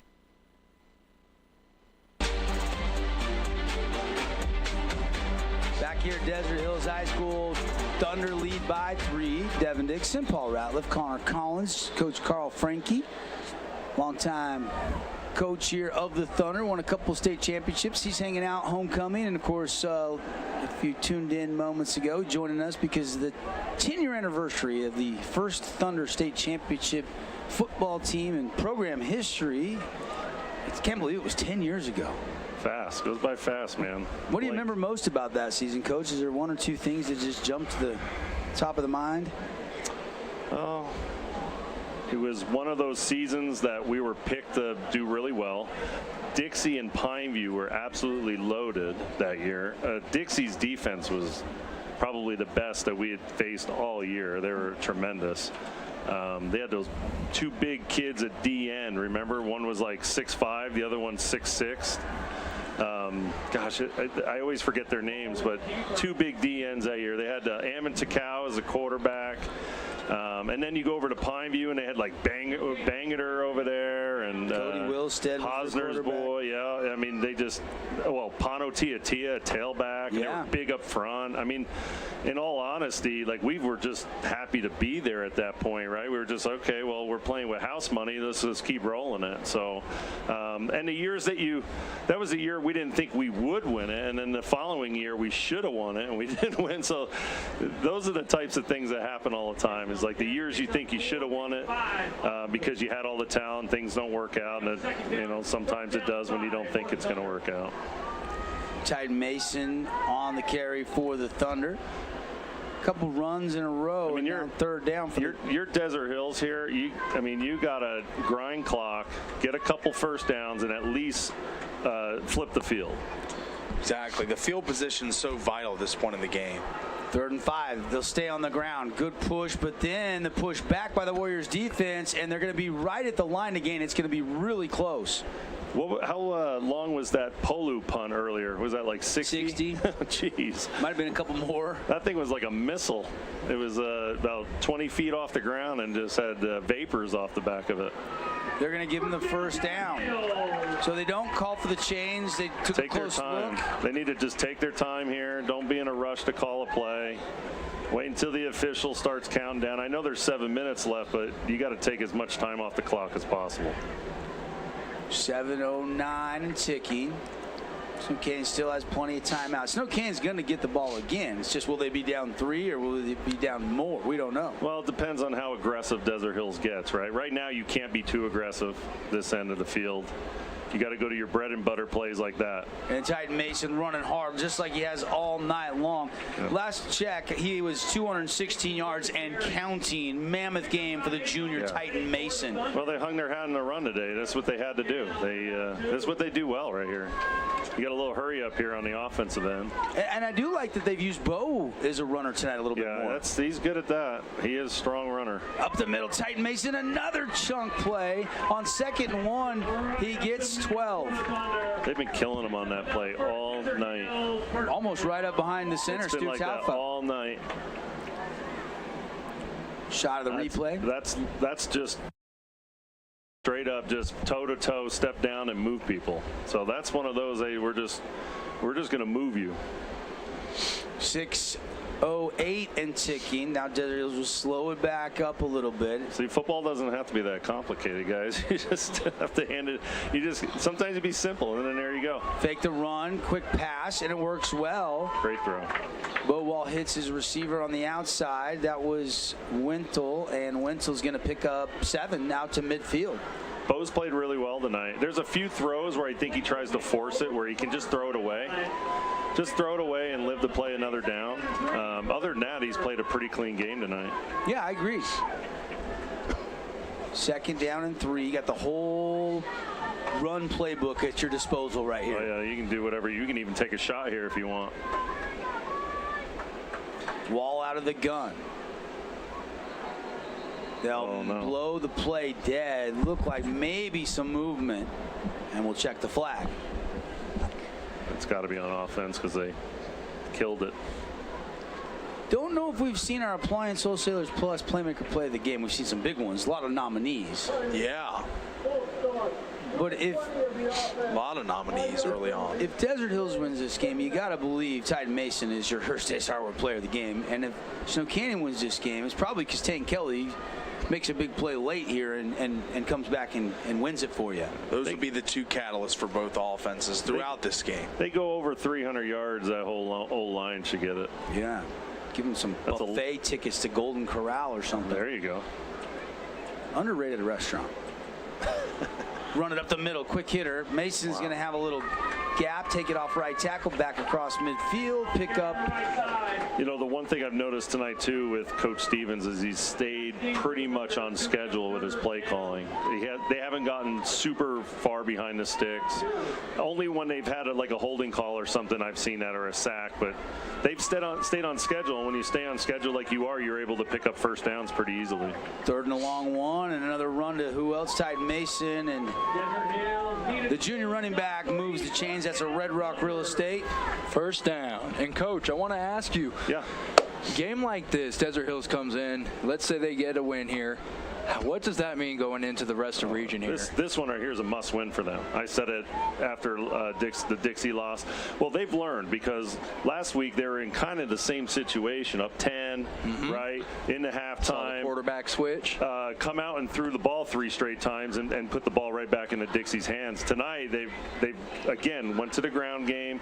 They found something that's been working, and they've been sticking to it, and they've been patient with it. So they've learned a lot from last week's loss. And that's what we spoke to the team on Wednesday, myself and a couple of the older captains from the state team. And when you lose, I told those kids, when you lose, you know what you are and you know what you're not. And you learn a lot from that. And the coaches learn a lot from that. So they know who they are, their identity, and they know who they're not at this point. And so moving forward, they got to just stay with who they are. Yeah. You know, it is what it is. And tonight you're seeing that. I think Sam's called a great game. He's like I said, staying on schedule. He's, he can make these short passes. And there's another completion. Cummings spins out of a quick tackle and gets a couple yak yards. Still only a pickup of 2 down to the 41-yard line. It'll be 3rd and 5. And Snow Canyon's got to start thinking about using timeouts now. They got to feel helpless here a little bit. They're just getting run the ball right down their throat at them to expire the clock right now. This is a huge sequence here. This is a huge down, 3rd and 5. Well, I might have spoke too soon when I said I felt like Snow Canyon was going to get the ball back. Desert Hills just got other plans right now. Yeah, they're trying to expire this clock. Yeah. That's like I said before, when they were back there on the 30-yard line on their side of the field, just get first downs and chew clock. Don't be in a hurry. Just get first downs. Couple quick updates. It has went final out in Hurricane at the Tigers Den, all Crimson tonight. The final, as Crimson is now 7-1 overall. Only loss was 26-23 to Brighton back in, I think, week 2 or 3. Mm-hmm. They went 62-7 tonight. Mustangs rolling. And Dixie Cedar still tied 28-28. About 7 minutes to go in that one. Cedar's been getting better as the season's going. Yeah, I was going to say that. They've really started to find their stride, and Cedar has probably one of the best front sevens, I would say, on defense in all of Region 9. Run again, Titan Masons, third and long, and he got it. He stayed inbounds down inside the 30 on third and a long 5, almost 6. He gets, 12-yard gain. Yeah, that's a good job. You know, that's always scares me when the back bounces out, because you always get that mysterious holding call. So no holding on that play. That was Spoken good. like a true coach. Has had a couple of those every calls. time you see it, it's supposed to be an A gap or B, and then all of a sudden it bounces out in C and D, and you're like, oh boy, just keep your hands inside, please. So Dixie Cedar tied here, 24-21. Desert Hills trying to milk the clock up by 3. Run off left tackle, quick tackle made, 3-yard pickup. College football tonight, BYU is tied, 7-7 late first half. But Utah is in a little trouble. They're 4-0, but they're down 14-0 at the start of the fourth quarter out in Research Stadium. Again, no Cam Rising tonight. Mm-hmm. They lifted Johnson and went to Barnes. The kid from Milford, Barnes. Yeah. So this is what we call a 4-minute drill. So you're just trying to eat 4 minutes, and that's about to kill the game. They need to wait until that referee in the back half is, there he is. He puts his hand up. Okay. He needs to be counting before they start snapping that ball. Titan Mason again, and this Snow Canyon defensive front 7 looks like they are getting worn down a little bit at this point in the fourth quarter. Another timeout by Snow Canyon. Got to be tired. They've just run 7-8 leads off tackles, draws right up the middle, right at them, and they've been chasing and getting pounded on by offensive linemen. This is it's about to strike midnight on the Warriors. All right, Coach, great to see you. Thanks for stopping by. Go enjoy the rest of your homecoming night. And yeah, that's awesome. Always good to have you stop by the booth. Yeah, it's good to see Desert Hills win another homecoming game. Yeah. Right? Against a good crosstown rival. So there you go. Coach Carl Frankie, everybody. Right, gracious enough to stop Thanks, by Coach. and hang out with us for almost a full quarter of football. We'll keep it right here for just a second. Gives us a chance to thank some more of our great partners.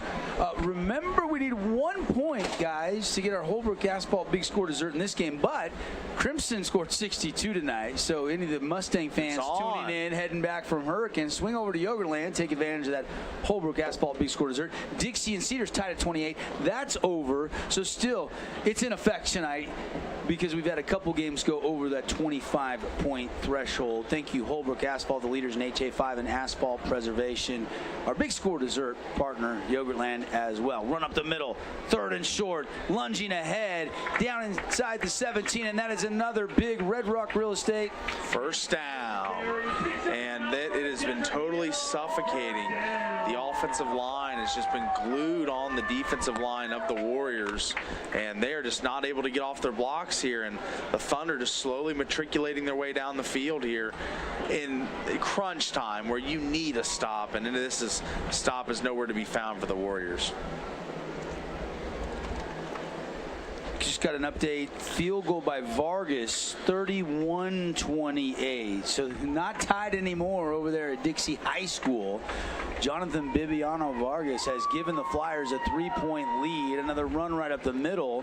And Coach Frankie said a 4-minute clock killing drive. This was a 7:35. Yeah. There was 7 minutes and 35 seconds on the clock, and they're down to 1:15, and Snow Canyon can't stop it anymore. Can't stop the run, and this clock is going to expire. And just an incredible effort from the offensive line, just digging in, getting into their blocks, and providing great holes for Titan Mason on this drive. Yeah, this is one of those where I mentioned it early on. You were going to see Snow Canyon have a couple guys go both ways. Tag Goobler, 56. He's just right now, you can see him hand on his knees, and he's trying to push back, but Titan Mason breaks a tackle, breaks another tackle, cuts back, and there's the exclamation point with 44 seconds. Not not one, not two, not three. That is 4 Titan Mason touchdowns on the night and 3 on the ground. Yeah, and like I was just about to finish saying, they're having their way. Desert Hills offensive line has hit that mean streak, and Snow Canyon just can't keep up anymore. Titan Mason, the hat trick on the ground. This one from 15 yards out, and Desert Hills is going to win this football game. How about that performance by Titan Mason? Another one in the air. He's done everything. Yeah, he's been everywhere all the time tonight and just been a constant factor in this game. From the beginning, a little bit of a slow start, but then we saw that first touchdown, and then he really got rolling, and now he's become probably the AWP playmaker of this game. 20. It was post-play, personal foul. Don't force it on the kickoff. Great job by our crew tonight officiating this game. The explanations have been spot on. And 30-21, here comes the Findlay Subaru extra point. Get on over there. Check out the Solterra EV, Findlay Subaru. Check out, of course, the Outback, the Crosscheck, all the great lineup over there on the saving side of the freeway. Extra point is up and good. 31-21, back to a 10-point lead, but time has run out for Snow Canyon. They're out of timeouts and only 44 seconds on the clock. Yeah, this one is all but over. 44.3 seconds left to tick off, but this one's going to be a win in the column for the Thunder, and a great response after last week's nail-biter that didn't go their way. Coach Tapps, I know he's got to be happy with his effort from his guys tonight, and I think that this may be a win that carries them through the rest of the season, kind of a momentum-building, confidence-building win for the Thunder at home. So I was really impressed with what I saw tonight from both teams, but the Thunder's ability just to run the ball and no one can stop it is so impressive. So just 44 ticks, and you squib one here, try to get it to bounce around, kill a little clock. Tank Kelly can try to throw a quick home run ball and maybe an onside kick attempt. Best case scenario at this point for Snow Canyon. The losing streak appears to be over for the Thunder. Dating back 3 weeks, really. They had to think about these 2 losses. They had their bye week in between. And always fun to win on homecoming, isn't it? In front of your home crowd? Absolutely. A lot of people, alumni of the Desert Hills High School here tonight. Coach Frankie and the state championship team, and homecoming brings out just regular Thunder alumni that live around town, want to go see a game. So very packed stands tonight. Impressed with the noise level all night on third downs. Thunder fans did their job tonight, I feel like. And Connor's happy because a lineman was named homecoming royalty tonight. Bridger Fleming. That one's going to go way out of bounds. So the Thunder pull that kick like my drive on half my tee shots today. And 35-yard line, Tank Kelly and the Warriors down to their last efforts here. The Utah game all but over now. Oregon State's taking a 21-0 lead in the fourth quarter. BYU tied 7-7 with Cincinnati, as not quite the night I thought from our local teams. Well, I knew Utah defense would travel, but I didn't know the offense would struggle so much. I mean, you saw Cam Ward and WSU put up 34 on Oregon State last week. Of course, that was in Pullman, Washington. Yeah. Bryson Barnes is no Cam Ward, so they are struggling tonight as Barnes is in the game. It looks like he's actually injured on the last play, so might see Nate Johnson in again in this game. But 44 seconds left in this one. We're all but sewed it up. Just a couple kneel downs or a couple plays from the Warriors, and this one will be over.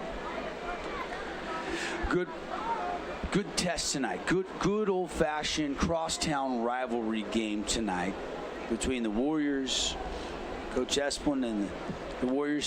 Still got some big ones looming. They still got to play Dixie. Obviously, that's a big one next week. I think that's our next Boulevard home game of the week, next Friday night, if I'm not mistaken. Double check the schedule for you. And Pretty sure that's the game next week. Yeah, Snow Canyon at Dixie next week. That's where we'll be. Pineview Crimson, Hurricane Desert Hills. Those are the matchups. There's the kick. Returned by Samaje down the sideline of the 50 and tackled by Jones, the kicker, at about the 37. So 36 seconds and into Thunder territory, and Tank Kelly can take a couple shots. Yeah, Desert Hills is just going to want to play some prevent defense here. Keep 3 guys back. No, that Snow Canyon's looking just to take shots here for the end zone, as it's already a 2-score game with 36 left in the half, or in the game itself. Been very impressed. Been an unbelievable night. One that Titan Mason will probably remember for a long time. 4 total touchdowns. I think over 240 yards. Yeah, I like what Coach Franken was saying. Maybe we give the offensive line the play. I can't give it to him. Titan Mason's doing incredible work here tonight. And a throw into the end zone, and he's got a man, and it's intercepted and then dropped. Looked like he was open, and then coming back and making that play on the ball was Riker Tuckness. And guys, I hate to do this, but if you go back to the first half, Snow Canyon had their chances to score or take the field goal.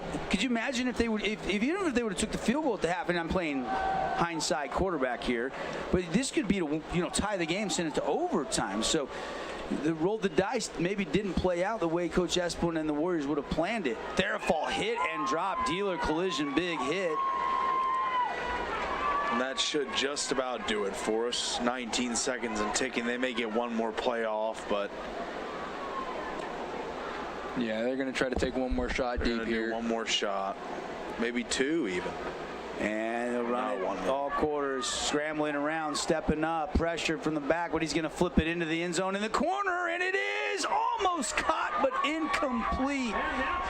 And that'll do it. That is the ball game, and you see Hunter Clark trying to help up Archie Therfall, who's frustrated there. Desert Hills wins it. Final score 31-21.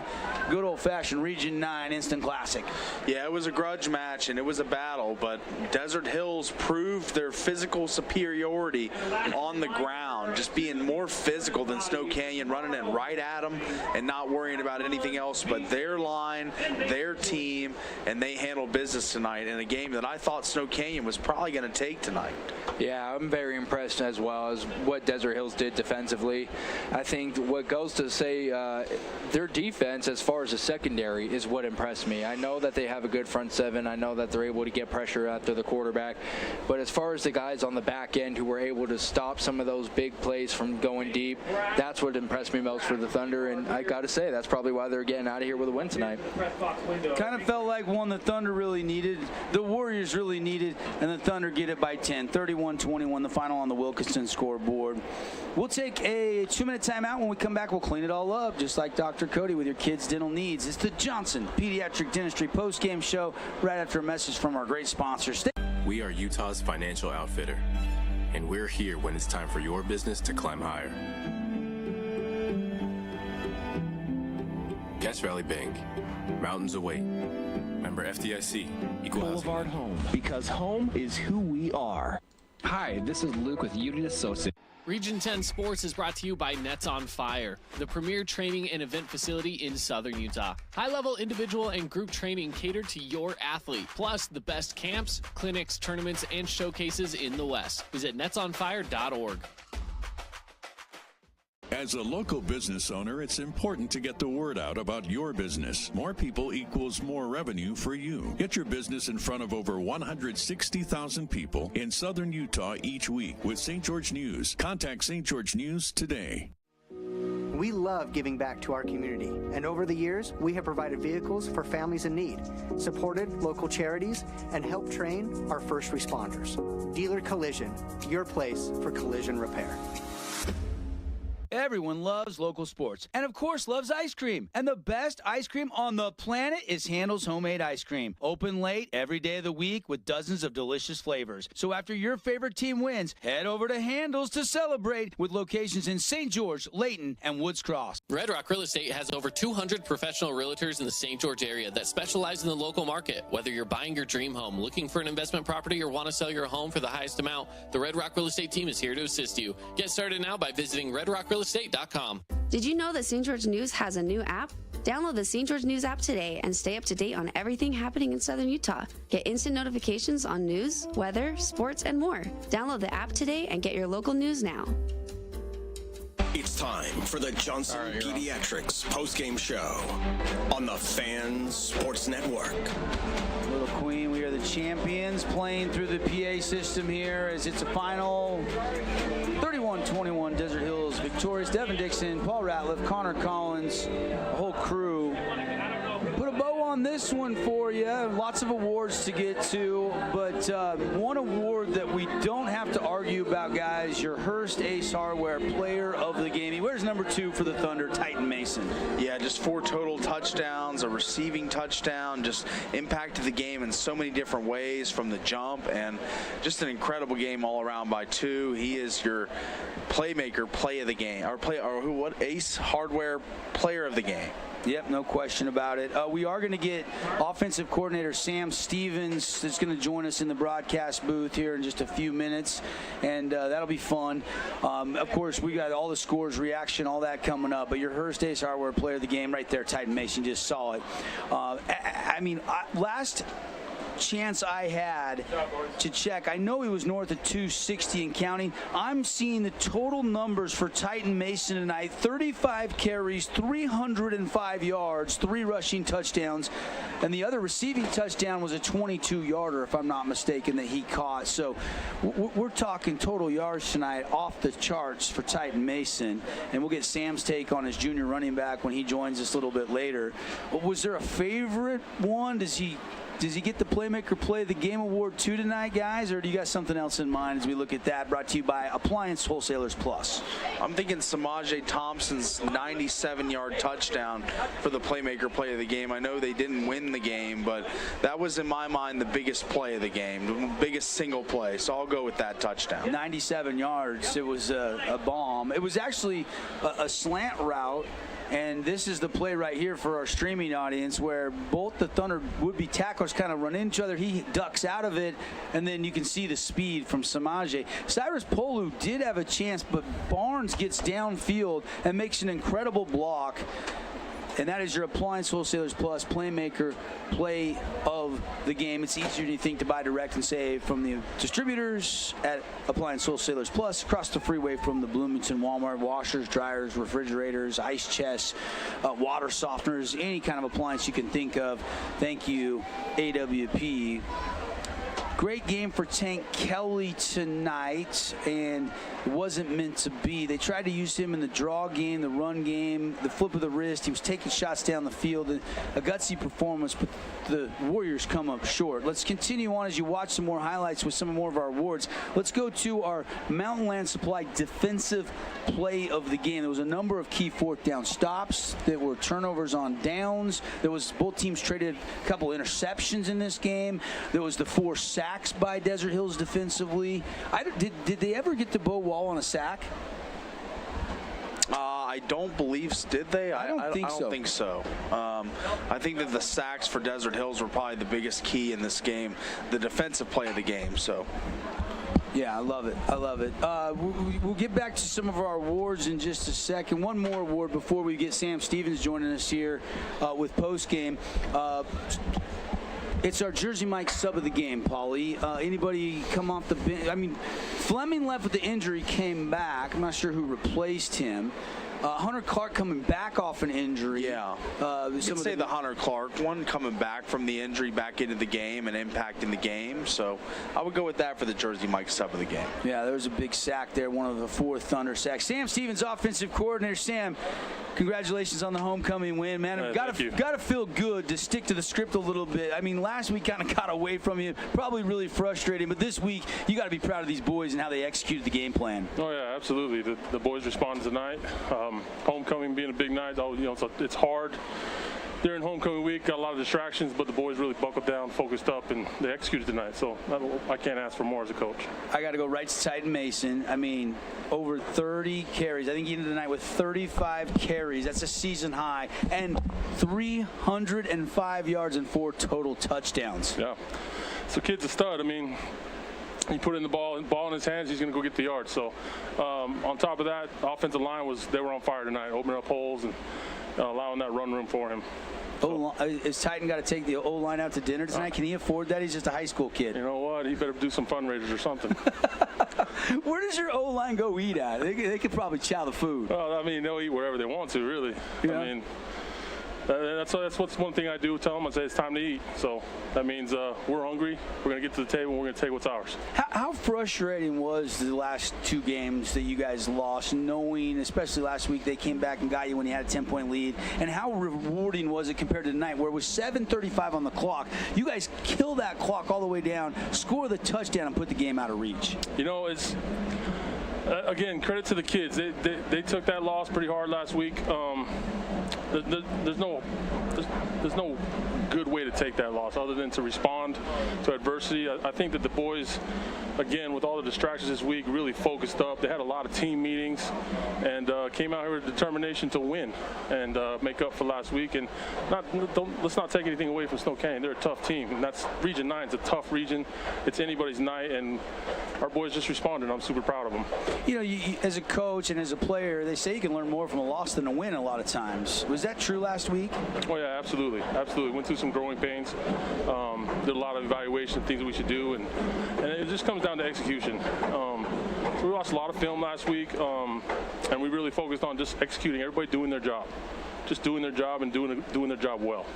You guys scored 31 tonight. You'll sleep better tonight, won't you? Oh, yeah. Oh, yeah. Sam, I might not sleep at all. Sam Stevens hanging out with me here post-game. I got to ask you about Bo Wall. Last week, you know, you guys lifted him, went to Grandel, late. It backfired on you a little bit. Yeah. Tonight, you go back to Bo, and I thought it was his best performance of the season. Yeah, absolutely. Yeah. Bo did a real good job controlling the game. He made some really good reads.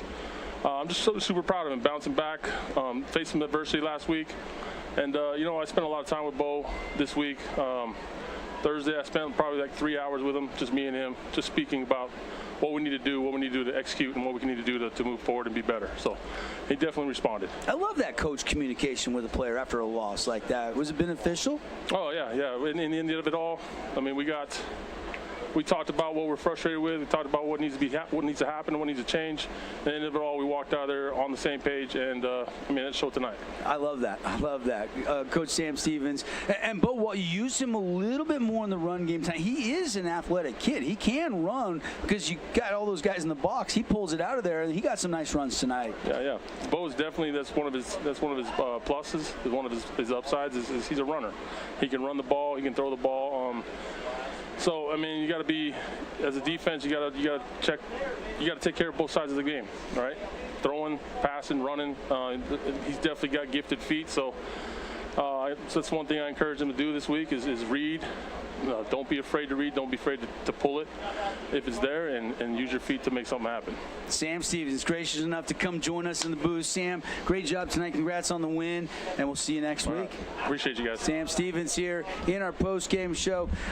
We got one more award to get to here before we sign off, and it was our Mountain Land Supply Defensive Play of the Game. I loved that Davis Olson sack. I think Fleming was in on it. I think Ocean Taufa was in on it. I'm trying to think, was there a bigger defensive play tonight than the goal line stand? What comes to mind for you, CC, as we put a bow on this game? The goal line stand, and then I think when they try to run that little screen there, and just a really good interception as they put a little bit too much on it, and then you're able to kind of take that, grab some momentum, and go back and score the other way. So I would probably say that one, or like you said, that fourth down stand there on the goal line. Either way, both of those ended up turning into points for the Thunder. That's going to wrap things up. Heard from Coach Stevens. Got all our awards here inside our Johnson Pediatric Dentistry post-game show. Again, next Friday night, our Boulevard Game of the Week will feature Snow Canyon as they go over to Dixie High School to take on the Flyers. And, of course, if you want to know how the Flyers did, stick around. We're going to take just a quick timeout, and then we'll have about 8-9 minutes from Spencer Rodak back in the studio recapping all the scores and the stats. Again, the final on the Wilkinson's House of Lighting scoreboard. Desert Hills wins it tonight over Snow Canyon, 31-21, 35 carries, 305 yards, 4 total touchdowns for your Hearst Ace Hardware Player of the Game, Titan Mason. Thunder win on homecoming. For Paul, for Connor, for Cannon, for Sebastian. Let's go back to the studio to Spencer Rodak right after this quick timeout. Thanks for watching and listening, everybody. We'll see you next Friday night. What's up, sports fans? It's Blair Fry with the Fry team at Red Rock Real Estate. Let's be honest. You know what's addicting? Football. You know what else is addicting? Looking for homes or investment properties. Let the Fry team at Red Rock Real Estate coach you through your real estate addictions. Scooter's Coffee and Hurricane is the best way to start your day or get you through your day. From breakfast sandwiches to cinnamon rolls to amazing smoothies and, of course, coffee, anytime is a good time to sip and smile Scooter's Coffee.